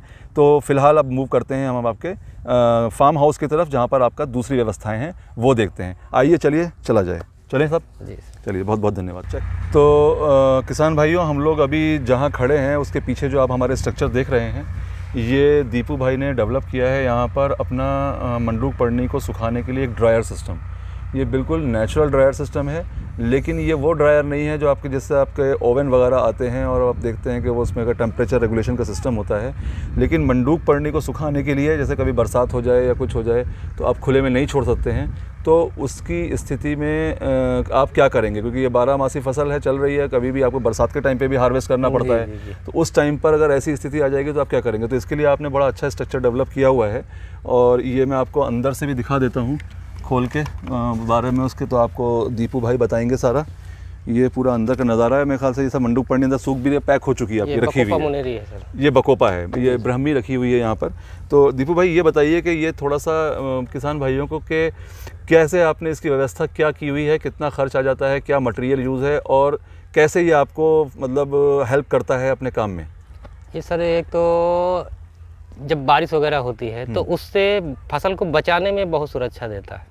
Very good. मतलब कभी भी कोई भी दिक्कत हो तो गीला मटेरियल हो या ड्राई हो, कुछ भी हो या कम सूखा है, मतलब आपने कटाई किया और बारिश चालू हो गई तो उसको क्या करें, इसको अंदर डाल दीजिए तो इसमें मटेरियल ख़राब नहीं होता। ये जो आपने बना रखे हैं, ये जैसे हम दिखा रहे हैं कि ये एक इधर भी बना हुआ है। जी जी। एक ये दो स्ट्रक्चर है। तो ये चूंकि आपका अपना 4 एकड़ का खेत है, 4 एकड़ के लिए सफिशिएंट है बस मल सुखाने के लिए। जी। ये एक की लंबाई चौड़ाई कितनी करीबन है? ये करीबन 15 बाई 60 है एक की। 60 फीट का इसका गहरान है अंदर जो दिखाई दे रहा है हमको, और 15 फीट की चौड़ाई है। और ये आपने खुद बनाया है या खुद डेवलप? ये अपने आप डेवलप किया? ये मटेरियल वगैरह तो हम देख रहे हैं सारा लगा हुआ है, ये सब आपने खुद अपने दिमाग से लगाया है। तो मतलब आप एक किसान होने के साथ साथ एक इंजीनियर भी हैं, है ना? तो ये आपने, और ये मेरे ख्याल से इसकी दोनों स्ट्रक्चर को पूरा तैयार करने में कितनी कीमत लगी होगी? सर 2.5 लाख रुपए के करीब आया दोनों का पूरा तैयार करने में। 2.5 लाख, जिसमें कि आपका ये नीचे का सिविल वर्क जो सीमेंट वगैरह का, नीचे उसका फाउंडेशन भी होगा आपके अंदर। जैसे देख रहे हैं कि हम लोहे के आपने ये पूरे जीआई के पाइप लगा रखे हैं, इसके ऊपर सपोर्ट है, पूरा फ्रेम जीआई का बनाया हुआ है। हाँ जी। और इसके ऊपर ये जो शीट है आपने, ये शीट किस चीज़ की है? खाली सिंपल प्लास्टिक है? केवल प्लास्टिक, सिंपल प्लास्टिक है, अच्छी वाली प्लास्टिक है। तो अच्छी वाली का मतलब क्या कि कुछ उसकी कुछ अलग मोटाई की क्वालिटी आती है, जो है कि मजबूती में कोई होता है हल्की होती है, कोई जो है बहुत मोटी होती है, तो एक मिनिमम है कि मजबूती ज़्यादा। इसका कोई पैरामीटर, कोई नाप तोल है कि हम कितने, जैसे कि माइक्रोन्स होते हैं कि इतने माइक्रोन की पन्नी, उतने माइक्रोन, कुछ ऐसा कुछ देख के लिया? कुछ ऐसा है, कुछ ऐसा हमने जानकारी करके जो है तभी लिया है कि बहुत ज़्यादा मोटा भी ना हो, बहुत ज़्यादा हल्का भी ना हो। अच्छा। एक मिनिमम मीडियम साइज का। आपके पास साइज है कि कितने माइक्रोन का साइज है, लेकिन इस समय थोड़ा याद नहीं कि वो समय जो हम लेने गए तो आप हमें देख कर बता दीजिएगा, तो हम उसमें पीछे से सब टाइटल में डाल भी सकते हैं अगर मिल जाता है तो। ये पीछे देखिए आप, जैसे देख रहे हैं कि सीमेंटेड फ्लोर है पूरा, क्योंकि कच्ची मिट्टी पे आप इसको नहीं रख सकते हैं, तो नीचे फंगस लगने का डर रहेगा। जी जी। और ये मतलब ये समझ लीजिए, आप अगर सीधे सूखी मतलब गीली फसल यानी कि फ्रेश लीफ जो काटते हैं, अगर उसको लाके इसमें क्या फैला देते हैं? जी जी, पूरा स्लैब पे डाल देते हैं खुला, उसी में सूखता रहता है, उसी में ड्राई हो जाता है। इसमें सूखने में कितना समय लग जाता है? इसमें सर 8 घंटे में सूख जाएगा। एक दिन में सुबह डालेंगे, शाम को। हाँ। और जाड़ों में भी? जाड़ों में जो है दूसरा दिन लग जाता है, 2 दिन में सूख जाता है। मतलब आपको किसी मशीन की जरूरत ही नहीं? कुछ नहीं, बस ना जलने का डर, ना खराब होने का डर, ना लाइट की समस्या, ना कुछ ऐसा। देख लीजिए साहब, बहुत अच्छी चीज़ आपने बनाई है। और ये आपका भी इस टाइम ब्राह्मी सूख करके पैक करके तैयार रखा है। बाद में इसमें कोई मॉइस्चर वगैरह भी नहीं आता? नहीं, इसमें मॉइस्चर नहीं। तो क्या आप पैक करके इसमें रखते हैं सामान? नहीं रखते नहीं, बस जब तक ये कंप्लीट नहीं होता तब तक रखा है, फिर उसके बाद गोडाउन में रख लेते हैं, हटा देते हैं। तो ये आपका दोनों स्ट्रक्चर को पूरा करने में आपने कीमत कितनी बताई? 2.5 लाख। 2.5 लाख। यानी कि अगर कोई चाहे कि आप इसको बनाना चाहे अपने यहाँ, और वो चूँकि हम आपका इसमें नंबर देंगे अपने वीडियो में, तो आप उनको गाइड कर सकते हैं कि ये आपने कैसे बनाया है, और वो भी अपने यहाँ ऐसे बना सकते हैं स्ट्रक्चर। ये आपके यहाँ करके देख सकते हैं इस चीज़ को। तो ये एक बहुत अच्छी चीज़ है। देखिए कि खेती तो कर ही रहे हैं, साथ साथ अपने एक इनोवेशन से अपने आविष्कार भी कर रहे हैं। और आप खेती के लिए, क्योंकि बहुत सारी फसलें हैं, जैसे लोग स्टीविया करते थे अभी तक। जी।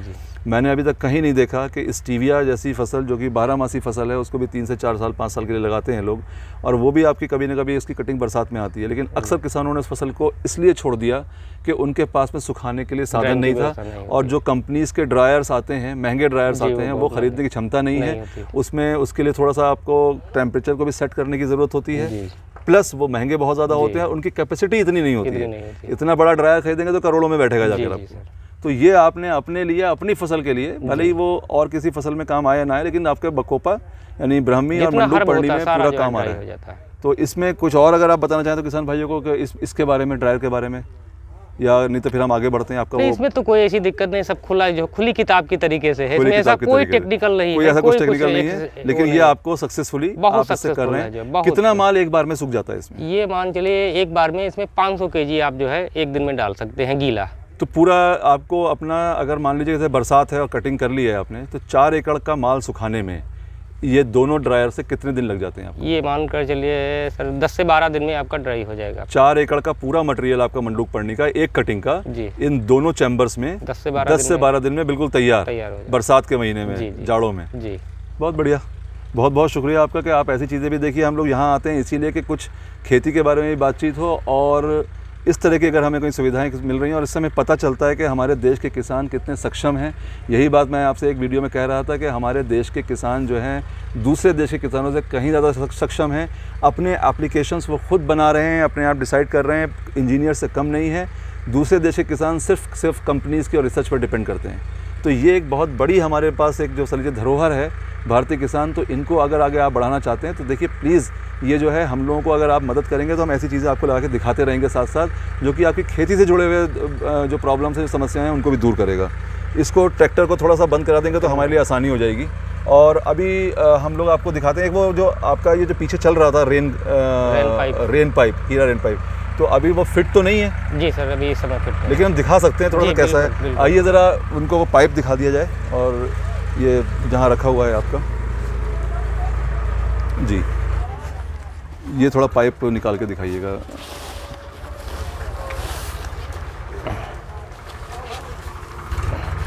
ये इसमें ये पाइप जो है उसमें फिटिंग कर दिया जाता है बड़े पाइपों से। 2 इंच पाइप का जो है वाल में जो है फिट कर दिया जाता है और इसको जो है खेत में डाल दिया जाता है। ठीक है। ये 15 फुट इधर और 15 फुट इधर कवर कर लेता है बारिश की तरीके से, जितना हल्का चाहिए, जितना गहरा चाहिए मतलब पानी। एक लाइन में अगर इसको डाल दिया तो 30 फुट का जो है आपको पूरा पानी इरिगेशन कर रहा है जी। यानी कि आपको इसके बाद में किसी ड्रिप इरिगेशन या स्प्रिंकलर के लिए किसी और कंपनी को कांटेक्ट करने की जरूरत नहीं है। कितना महंगा, कितना का आ जाता है सर ये पाइप? ये सर 15 से 18 हज़ार रुपये एकड़ का पूरा जो है रकबा, मतलब 1 एकड़ का पूरा खर्च इसमें 15 से 18 हज़ार।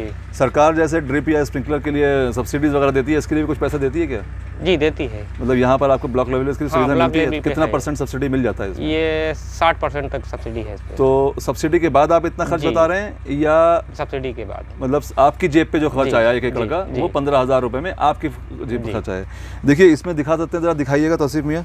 इसमें अगर दिख पाए तो बहुत छोटे छोटे छेद होते हैं इसके अंदर, बहुत बारीक बारीक छेद होते हैं। तो जब इसमें पानी चलता है तो उन्हीं छेदों में से आपके सारा स्प्रिंकल निकलता है, फव्वारा तरह चलता है। आप वीडियो में पीछे देख रहे हैं कि ये सेट किया हुआ है और इससे सिंचाई हो रही है। तो कन्वेंशनल इरिगेशन सिस्टम यानी कि आप जो ट्रेडिशनल सिस्टम अपना रहे हैं, अगर उससे आप हट के ये चीज़ लेके आते हैं तो एक तो आपकी इससे पानी की बचत होगी बहुत ज़्यादा, और आपकी क्रॉप फसल भी जो है वो बहुत यूनिफॉर्म होगी, आपका आउटपुट बढ़ेगा। क्योंकि आपको क्या लगता है कि जो नॉर्मल सिंचाई की सुविधा है, जो हम लोग तरीका है हमारा कि चैनल बना के और हम पानी पाइप से ले जा रहे हैं, वैसे लगाने में पानी ज़्यादा अच्छा है? खास तौर से मंडूक पड़नी में अगर बात करें, या इससे ज़्यादा फायदा होता है? सर इससे डालते हैं तो एक तो पानी का बहुत कम जो है वो रह जाएगा कि बहुत कम पानी में ही आपका काम चल जाएगा। 20% पानी से आपकी फुल फसल को पानी मिल जाएगा। मंडूक पड़नी में कामयाब है? जी बिल्कुल कामयाब। आप इसका इस्तेमाल करते हैं? बिल्कुल सर। Very good. तो आप वीडियो में पीछे देख ही रहे हैं, अगर इसके लिए भी आप चाहें तो वैसे तो मेरे ख्याल से काफ़ी मशहूर चीज़ है जी। लेकिन जो लोग इसके बारे में नहीं जानते हैं वो इसके बारे में गूगल से भी सर्च करके देख सकते हैं। बहुत सारी कंपनी बनाई है, क्या जिस कंपनी का भी है KSNM ड्रिप, ये ड्रिप इरिगेशन वाली कंपनीज ही हैं शायद जो बनाती हैं हीरा रेन पाइप जिसे आप बोलते हैं। जी। और नहीं तो आप दीपू भाई से संपर्क करके भी बातचीत कर सकते हैं, उसके बारे में जान सकते हैं। तो ये बहुत बहुत बढ़िया अच्छी चीज़ हमें देखने को मिल गई यहाँ पर। अब ये इधर आपने वर्मी के बेड लगा रखे हैं ना? जी। तो हालांकि इसमें अभी कुछ है नहीं, तैयार नहीं है ये बेड। तो दीपू भाई ज़रा बता दीजिएगा, ये इन आपके 3 बेड हैं यहाँ पर? जी सर। तो ये 4 एकड़ के लिए आपकी 3 बेड से हमारा बेड से वर्मी तैयार हो जाती है? जी। कितनी वर्मी तैयार कर लेते हैं आप साल भर में इन 3 बेड से? एक साल में सर हम जो है 25 कुंटल इससे तैयार कर लेते हैं, और 25 कुंटल ही हमारे खेत के लिए पर्याप्त हो जाता है। 25 को, हाँ वो आप शुरू में बता भी रहे थे। तो 4 एकड़ में 25 कुंटल आप जो है वो अपना वर्मी, तो यानी कि बाहर से जैविक कर रहे हैं जी, और बाहर से कुछ नहीं ले रहे हैं जी। इसी को कहते हैं फार्मिंग सिस्टम, कि एक चीज़ का आपका आउटपुट दूसरी चीज़ का आपका इनपुट बजाय। आपके पास कुछ अपने जानवर भी हैं क्या? जी, अपना गाय। तो वही सब गाय का गोबर काम में आता है जी, सब वही। बाहर से कुछ लाना ही नहीं है, लाने की जरूरत।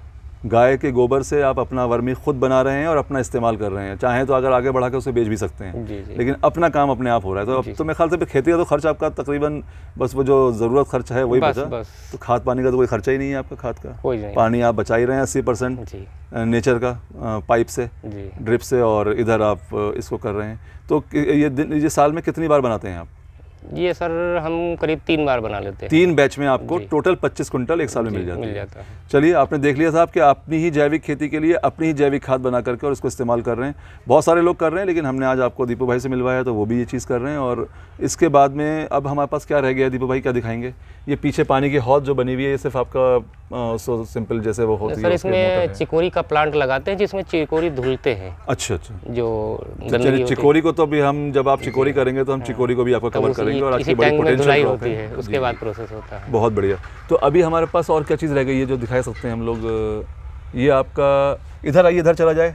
ये आप शायद आपका सोलर पैनल सेट हो रहे हैं। जी। तो अभी क्या काम होने जा रहा है इससे? पंप चलाने के लिए? चक्की चलाने जा रहे हैं। अच्छा, चक्की भी आप करते हैं? जी, बस अपना जो है लोकल छोट-मोट काम हो जाता है इससे। अच्छा। ये हम लोग जो चल रहे हैं, ये खेत आपका जो देख रहे हैं, ये सिर्फ हम अभी कटी हुई है। ये आपका मंडूक पर्णी, ये इस खेत में कट चुकी है, पूरा ऑर्गेनिकली ग्रो करी जा रही है, थोड़ी सी बड़ी हुई है। तो ये आपका हम लोग इस पे चल रहे हैं। अभी हम लोग मंडूक पर्णी को ख़राब करते जा रहे हैं दीपू भाई की। दीपू भाई शायद नाराज़ भी हो थोड़े। ये इधर आपका शायद ये आपकी जंगल की अदरक कहाँ से? नागालैंड से आई है आपकी। ये अदरक सूख रही है आपकी, तैयार हो रही है, बहुत अच्छी खुशबू आई है।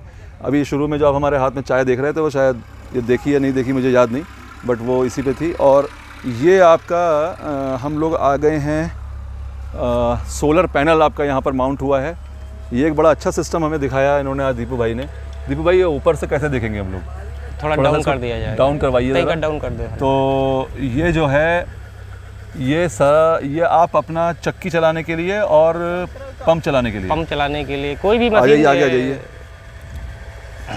Very good. तो ये जो आपके पाइप लगे हुए हैं नीचे, जी, इन्हीं पाइप के साथ में पाइपों से जो है, ये दिखाइए, ये भाई दिखाइए ज़रा। देखिए, ये इन पाइप्स के जो नोजल्स हैं, इन पाइप के साथ में आपका वो जो रेन पाइप जो होता है, ये हीरा रेन पाइप जो है वो लग जाता है। और जैसे आपने देखा कि उन्हीं पाइप से कनेक्ट होकर आपकी लंबी लंबी लाइन जो है वो आपने बना दिया और उसके ऊपर फिर स्प्रिंकलर हो रहा है। बहुत बढ़िया। ये बहुत सस्ता जुगाड़ है, देखा जाए बहुत सस्ता जुगाड़ है। और ये जो है, इसके बारे में कुछ बताइए, क्योंकि ये तो मैं बहुत कम लोगों ने देखा होगा। Solar panel generally fix structures पे लगे होते हैं। सबसे अच्छी बात तो ये, इसको कहीं भी आप ले जा करके यूज़ कर सकते हैं। घर पे भी ले जा सकते हैं, घर पे भी ले जा सकते हैं, खेत पे भी ले जा सकते हैं, किसी भी खेत पे ले जा सकते हैं, किसी दूसरे के खेत पे ले जा सकते हैं, किराए पे भी चला सकते हैं। मतलब पर डे इससे आपको 8 से 10 लीटर डीजल की बचत हो जाएगी। और सरकारी बिजली कोई नहीं ले रहे हैं, सारा इस पे चल रहा है, इसी से चल रहा है। पूरा इंडिपेंडेंट, सेल्फ डिपेंडेंट है आप, किसी की जरूरत नहीं है। ये कितने किलोवाट का सिस्टम है? ये सर 5 kg का है। ये 5 किलोवाट का सिस्टम है। तो 5 किलोवाट के सिस्टम से तो आप चाहें अपने फार्म हाउस में पूरा एसी चलाइए, कुछ भी चलाइए, सब कुछ चलेगा, चला सकते हैं। बहुत बढ़िया। तो ये जो बताइएगा, ये जो आपने लिया है, इसमें नीचे पूरा ट्रैक्टर ट्रॉली से माउंट है जी। ये क्या पूरा सेटअप आपको ऐसे ही मिला? पूरा सेटअप बिल्कुल ऐसे ही आया है। Very good. इसमें कुछ अलग से लगाने की ऊपर कर दीजिएगा भैया, जरा देखें नीचे से उसका दिखाएं भाइयों लोगों को। ये इसमें मोटर वगैरह जो किस लिए लगा हुआ है? ये मोटर एक कन्वर्टर है, मतलब इसको जो है 3 फेज में कन्वर्ट करता है। डीसी को 3 फेज, एसी में 3 फेज में कन्वर्ट कर देता है। अच्छा, अब इससे 3 फेज में कोई भी मोटर आप चला लीजिए 5 kg तक। Very good, very good. तो ये जो है इसमें, तो ये क्या, ये आपको इसके बारे में क्या ऑन डिमांड बना के दिया या आजकल ये ऐसे बना के दे रही है कंपनी? पूरी लोगों की डिमांड के हिसाब से लोग बनाने लगे हैं कंपनियां। तो ये आपने डिमांड किया था? हमने डिमांड किया था, ये ट्रॉली की तरह। ये हमने टेक्निक जो है बोला था कि ऐसे अगर मिल जाए तो हम ले सकते हैं, तो उन्होंने बना के फिर हमको दिया। फिर उसके बाद तो अब बहुत से बनने लगे। बहुत बढ़िया, बहुत बढ़िया। तो कितनी कीमत? 5 किलोवाट का सिस्टम है ये जी। इसमें पूरी कीमत आपको कितनी पड़ी? ये 3,70,000 रुपये जो है हमको देना पड़ा, सब्सिडी काट के। सब्सिडी काट के, मतलब सब्सिडी लेने के बाद में 3,70,000 में आपको पैनल के साथ में ये पूरा सेटअप, मोटर इसमें शामिल है? मोटर भी शामिल है, पूरा सब कुछ शामिल है। तो बहुत बढ़िया है, बहुत महंगा नहीं है जी, बहुत अच्छा है। और एक बार लेना है, आपको बार बार की जरूरत नहीं पड़ती है। 25 साल की इसमें आपको गारंटी मिली होगी? 25 साल की गारंटी, पूरे 25 साल। अगर पैनल में कोई दिक्कत आती है, कुछ आती है, तो कंपनी आपको पैनल बदल के देगी नया। कहाँ से लिया आपने ये? वैसे ये हमने हिसार से लिया है। हिसार से। चलिए, हरियाणा वालों के लिए और आसानी है इसको लेने के लिए। और थोड़ा सा मैं चाह रहा था दीपू भाई, आपका अंदर इधर गोदाम है, थोड़ा सा गोदाम भी दिखा दीजिए, वहाँ पर क्या है वो भाइयों को दिखा देते हैं अपना चल करके। ये आपका मंडूक पर्णी सूख रही है यहाँ पर? जी जी। नहीं थोड़ा सा ख़राब है, कोई बात नहीं है, बट ये कि थोड़ा सूख रही है, दिखा देते हैं तो थोड़ा बहुत, इतनी ख़राब भी नहीं है, ये भी पैसा देके जाने वाली है। ये आपका ये यहाँ पे सारा काम यहीं चल रहा है, चक्की चल रही है? जी चक्की चल रही है। ये सब भी काम आपका यहीं होता है? सोलर से चलता है। आवाज़ बहुत तेज़ हो रही है, 2 मिनट के लिए अगर आप उसको रुकवा देते तो, लेकिन अभी रुक नहीं पाएगा। तो ये जो आपका गोदाम है दीपू भाई, इसमें क्या क्या मटेरियल है आपके पास अभी? इसमें बकोपा मुनेरी है, सेंट्रला एसाटिका है, अच्छा। मंडूकपर्णी, अच्छा। और जिंजर स्लाइस है, अच्छा। और पिपली है।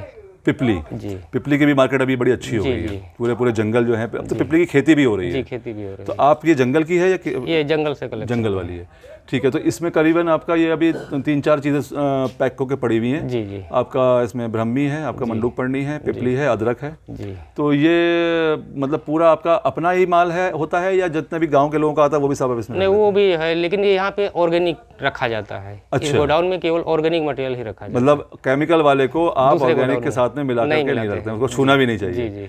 इजराइल गया था मैं जब, तो वहाँ पर लोग अपने बच्चों को केमिकल वाली फार्मिंग के जो उनके यहाँ पे जो ग्रीन हाउसेज हैं, वहाँ पर जो उनके छोटे छोटे नर्सरी गार्डन्स होते थे, अपने बच्चों को जहाँ पर यूरिया वगैरह का इस्तेमाल अगर हुआ है तो वो लोग जाने नहीं देते हैं वहाँ पर अपने बच्चों को, इतना दूर रखते। तो ये अच्छा लगा मुझे सुन के कि जहाँ ऑर्गेनिक का माल आप रख रहे हैं वहाँ पर इनऑर्गेनिक का माल जो है वो रखते ही नहीं है। तो वो कहाँ रखते हैं? वो दूसरे गोडाउन में जो। अच्छा, एक गोडाउन और है दूसरा। Very good. तो दोनों को अलग अलग रखा है, कोई मिक्सिंग का चांस भी नहीं है और कोई जो है एक दूसरे को कोई असर भी नहीं करेगा। ठीक है। तो ये आपका कितनी जगह में है गोदाम? ये 2000 स्क्वायर फीट। 2000 स्क्वायर फीट में आपका 4 एकड़ के लिए काफ़ी फिर भी जगह बच गई है इसमें काफ़ी। तो ये कितना मतलब जब अगर पूरे 4 एकड़ का माल भरते होंगे तो कितनी जगह रहता है? नहीं वो तो माल तैयार होता रहता है, निकलता रहता है, रेडी हो गया फिर वो अपना। अच्छा, मतलब पूरी कटिंग का एक साथ नहीं आता है? नहीं, एक साथ एक कटिंग का एक बार जो है आ जाता है। 4 एकड़ का। तो कितनी जगह ले लेता है वो इसमें? वो इसमें क्या मान चलिए चौथाई हिस्सा जो है भरता है। तो इसका मतलब आपका अभी जो माल भरा हुआ है वो तकरीबन 8 से 10 एकड़ का माल होगा टोटल तकरीबन। तो अच्छा खासा साइज़ है इसका। चलिए बहुत बढ़िया। और कोई चीज़ हमारे पास है जो हम आपके दिखा सकते हैं दूसरों को, किसान भाइयों को? अब कुछ नहीं है, एक चीज़ बची है आपकी अभी, वो पैकिंग मशीन। जी। तो यहाँ से हम लोग चलेंगे वहाँ पर जो आपने मंडूकपर्णी को जो पैक करते हैं, और वो पैकिंग मशीन हम देखते हैं कि वो कैसे काम कर रही है और उसका क्या सिस्टम बनाया हुआ है दीपू भाई ने। तो दीपू भाई पे चला जाए, पैकिंग मशीन देख लिया जाए। चलिए वहाँ चलते हैं, पैकिंग मशीन के बारे में वहीं पे बात करेंगे। साथियों, हम लोग आ गए हैं दीपू भाई के एक दूसरे गोदाम पे। ये थोड़ा सा बड़ा गोदाम है और यहाँ पर मटेरियल भी काफ़ी रखा हुआ है आपका बकोपा, और मेरे ख्याल से ये सब मंडूकपर्णी का ही है। कितना माल होगा तकरीबन ये अंदाज़ा? होगा सर करीबन 400 टन। 400 टन 400 टन माल आपको गोदाम में दिखाई दे रहा है। तो इनके लिए आप दुआ भी करिएगा कि इनको ईश्वर और ज़्यादा कामयाब करे आगे काम में। और चूँकि ये पूरे इलाके के किसानों को जोड़ करके चल रहे हैं, जो हम लोग आजकल बात कर रहे हैं कि जुड़िए तभी फ़ायदा होगा, तो देख लीजिए जुड़ने का नतीजा। जो अपने इलाके में 150 एकड़ में बकोपा यानी ब्रह्मी और मंडूकपर्णी की खेती करा रहे हैं, उसका नतीजा है कि आज आपके गोदाम भरे हुए हैं गांव के किसानों के, और यहाँ से सब पूरी दुनिया में, पूरे देश में माल जा रहा है। यही चीज़ आप लोग भी कर सकते हैं। खैर बहरहाल मैं उस पर नहीं जा रहा हूँ। असली बात यह है कि हमारा यहाँ पर आने का जो मकसद था वो था कि पैकिंग मशीन जो ये आप देख रहे हैं, कि दीपू भाई थोड़ा सा इस मशीन के बारे में किसान भाइयों को बता दीजिए।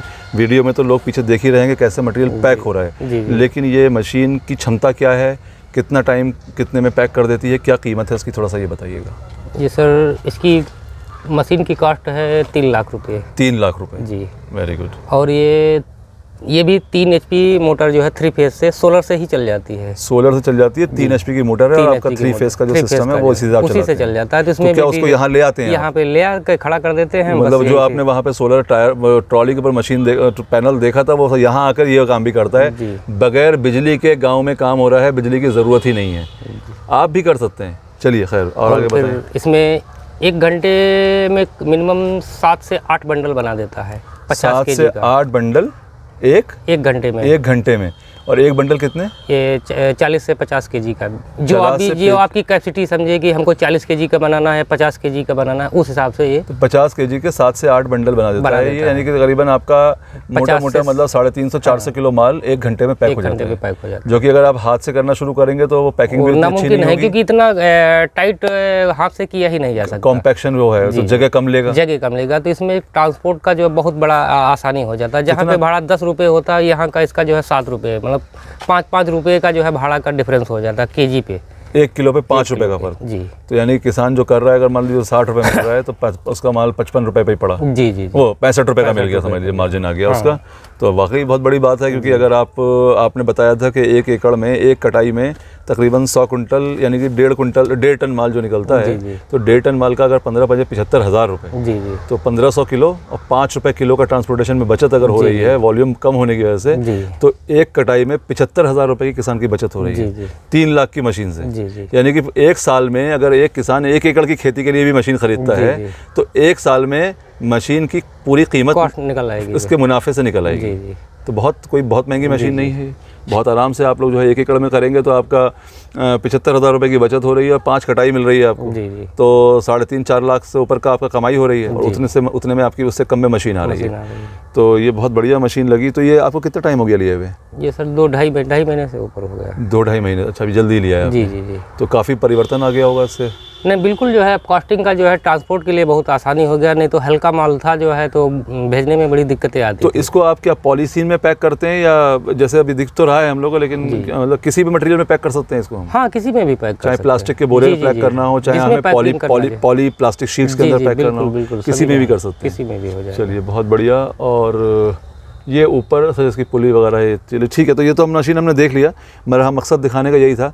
तो किसान भाइयों, आज हमारा यहाँ वीडियो को हम यहाँ पर एंड करेंगे, और अगर कोई आकर आप बात अपने किसान भाइयों से अपने स्तर से कुछ कहना चाहते हो मंडूक पड़नी खेती से संबंधित या वैसे भी, क्योंकि मैं चाहता हूँ कि आप भी एक बार थोड़ा सा आधा मिनट 1 मिनट किसानों को थोड़ा संबोधित कर लीजिए। देखिए, हमारा जो है किसानों को सिचुएशन यही है कि जो भी खेती करे तो थोड़ा ध्यान करके, क्योंकि क्या होता है कभी कभी इसमें डाउनपन भी आता है और हाईपन भी आता है, तो ये दोनों रिस्क साथ में लेके चलना पड़ता है। तो ये चीज़ आपने कभी उतार चढ़ाव कितना देखा है अभी आज की डेट में? मतलब क्या अभी आज की स्थिति में थोड़ा जो एक्सपोर्ट वगैरह थोड़ा रुके हैं, हाँ। इसके वजह से थोड़ा जो है सप्लाई में थोड़ा प्रॉब्लम आई है। तो क्या आप कहना चाहते हैं कि लोगों को खेती नहीं करनी चाहिए? नहीं, ये करने से इससे अच्छा तो अभी भी कुछ नहीं है। मतलब धान गेहूं से तो अभी बेटर है, लेकिन जो बेनिफिट आज के 6 महीने पहले थे या 14 साल से चले आ रहे हैं लगातार, वो इस समय कमजोर है। मतलब वो कहने का मतलब ये है कि आज की जो एक वैश्विक स्थिति बनी हुई है मार्केट की, जी, उसकी वजह से रेट्स गिरे हुए हैं, और उसकी वजह से अभी वो मुनाफा नहीं आ रहा है जो मुनाफा आज से 6 महीने या साल भर पहले मिल रहा था। तो ये स्थिति तो हमेशा तो नहीं बनी रहने वाली है। हमेशा नहीं, अब ये 14-15 साल में कभी ये एक्सपोर्ट रुकने की वजह से या क्या परेशानी आई, उसमें थोड़ा सा दिक्कतें आई है। बाकी हमेशा भविष्य में कैसा भी नहीं होता। ये तो सिर्फ हमारे यहाँ की दिक्कत नहीं है, तो पूरे अभी विश्व स्तर पे प्रॉब्लम आ रही है। कोविड के बाद से अभी मार्केट रिटेन कर भी नहीं पाई थी कि एक तरह से एक रिसेशन, एक मंदी का दौर आ गया, और धीरे धीरे वो खत्म हो जाएगा। लेकिन इस मंदी के दौर में भी आपको मतलब एकड़ के अंदर का केमिकल फार्मिंग भी जो कर रहे हैं, जैसे आपने बताया था, तब भी 3-3.5 लाख रुपए का तो मुनाफा किसान एक साल के अंदर निकाल ही रहा है बगैर किसी रिस्क के। जी। तो वो तो आपका गन्ने का भी 3 गुना, उससे भी अधिक मिल रहा है। तो ठीक है, वो आप अगर आपका किसान का अगर कोई बहुत ज़्यादा एक्सपेक्टेशंस हैं, उम्मीद है कि मुझे 8-10 लाख वाली, तो वो तो नहीं है अभी फिलहाल, लेकिन वो भी तो उसका करने के लिए फिर ऑर्गेनिक किसान बिल्कुल 100% ऑर्गेनिक करे, और बिल्कुल 100% ऑर्गेनिक पे करेंगे तो आज भी वो 5-6 लाख रुपए से ऊपर का मुनाफा दे रही है आपको साल भर में। चलिए, बहुत बहुत शुक्रिया आपका दीपू भाई, आपने बहुत जानकारी दी है हमें किसान भाइयों को, और बड़ा अच्छा लगा, क्योंकि हम जो काम करते हैं वो बिल्कुल एक वैज्ञानिक तौर पे जो हम काम करते हैं, वो लोग तो हम लोग तो एक छोटे प्लॉट्स में करते हैं, या हम लोग अपने अंदर क्लासरूम में बैठ के या ऑफिस में बैठ के किसानों को बताते हैं। लेकिन आप लोगों का जो एक्सपीरियंस होता है, आपको जो अनुभव होता है, वो सच्चा अनुभव होता है, वही सही अनुभव होता है, उसका फ़ायदा किसानों तक पहुंचना चाहिए। हम किसी भी किसान को नहीं करते हैं, जो किसान इस खेती को काफ़ी समय से करते आ रहे हैं, जो भी हम फसलें दिखाते हैं, ऐसे ही चाहते हैं कि किसान हमारे पास हों जो 12 साल से 10 साल से 15 साल से उसकी खेती कर रहे हैं, ताकि वो अपना पूरा जो है एक्सपीरियंस, अपने अनुभव का पूरा निचोड़ जो है वो साझा कर दें। तो बहुत बहुत शुक्रिया आपका, बहुत बहुत धन्यवाद। तो साथियों, ये हमारा आज का मंडूक पढ़ने का वीडियो था, ये एंड होता है। आपने 2 क्लासरूम वीडियोज़ भी देख लिए हैं, और किसान भाई से भी आपकी मुलाकात हो गई है। अब आने वाले समय में हम आपको दूसरे फसलों पे भी दिखाने जा रहे हैं, और वो भी उसमें भी हम आपको उनके किसान भाइयों से मिलाएंगे। लेकिन फिर से ख़त्म करने से पहले मेरे आपसे वही आखिर में विनती है कि इस तरह के वीडियोस के लिए आपको हमारे चैनल को सब्सक्राइब करना ही होगा, और बेल आइकन को प्रेस ज़रूर कीजिए। आज का वीडियो अगर आपको अच्छा लगा हो तो प्लीज़ लाइक कर लीजिएगा। आने वाले वीडियोस के लिए हम आपको जब भी अपलोड होगा, अगर आपने बेल आइकन को प्रेस किया हुआ है तो आपको नोटिफिकेशंस मिल जाएंगे। तो हमारे साथ जुड़े रहिए और अच्छे अच्छे वीडियोस का इंतज़ार करते रहिए और अपने सुझाव भी भेजते रहिए। अगर आपके पास हमारे वीडियोस को और बेहतर बनाने के लिए कोई सुझाव हैं तो आप हमें कमेंट बॉक्स में या हमें ईमेल करके भी सुझाव दे सकते हैं। और सुझाव के लिए ईमेल एड्रेसेस वगैरह कांटेक्ट के लिए हमारे डिस्क्रिप्शन बॉक्स में दिया हुआ है। तो आज के वीडियो को हम यहीं पर समाप्त करते हैं। जल्दी ही मुलाकात करेंगे आपसे एक नए क्रॉप के साथ में और नए किसान भाई के साथ में। तब तक के लिए हमें आज्ञा दीजिए। बहुत बहुत शुक्रिया, धन्यवाद। जय हिंद, जय भारत।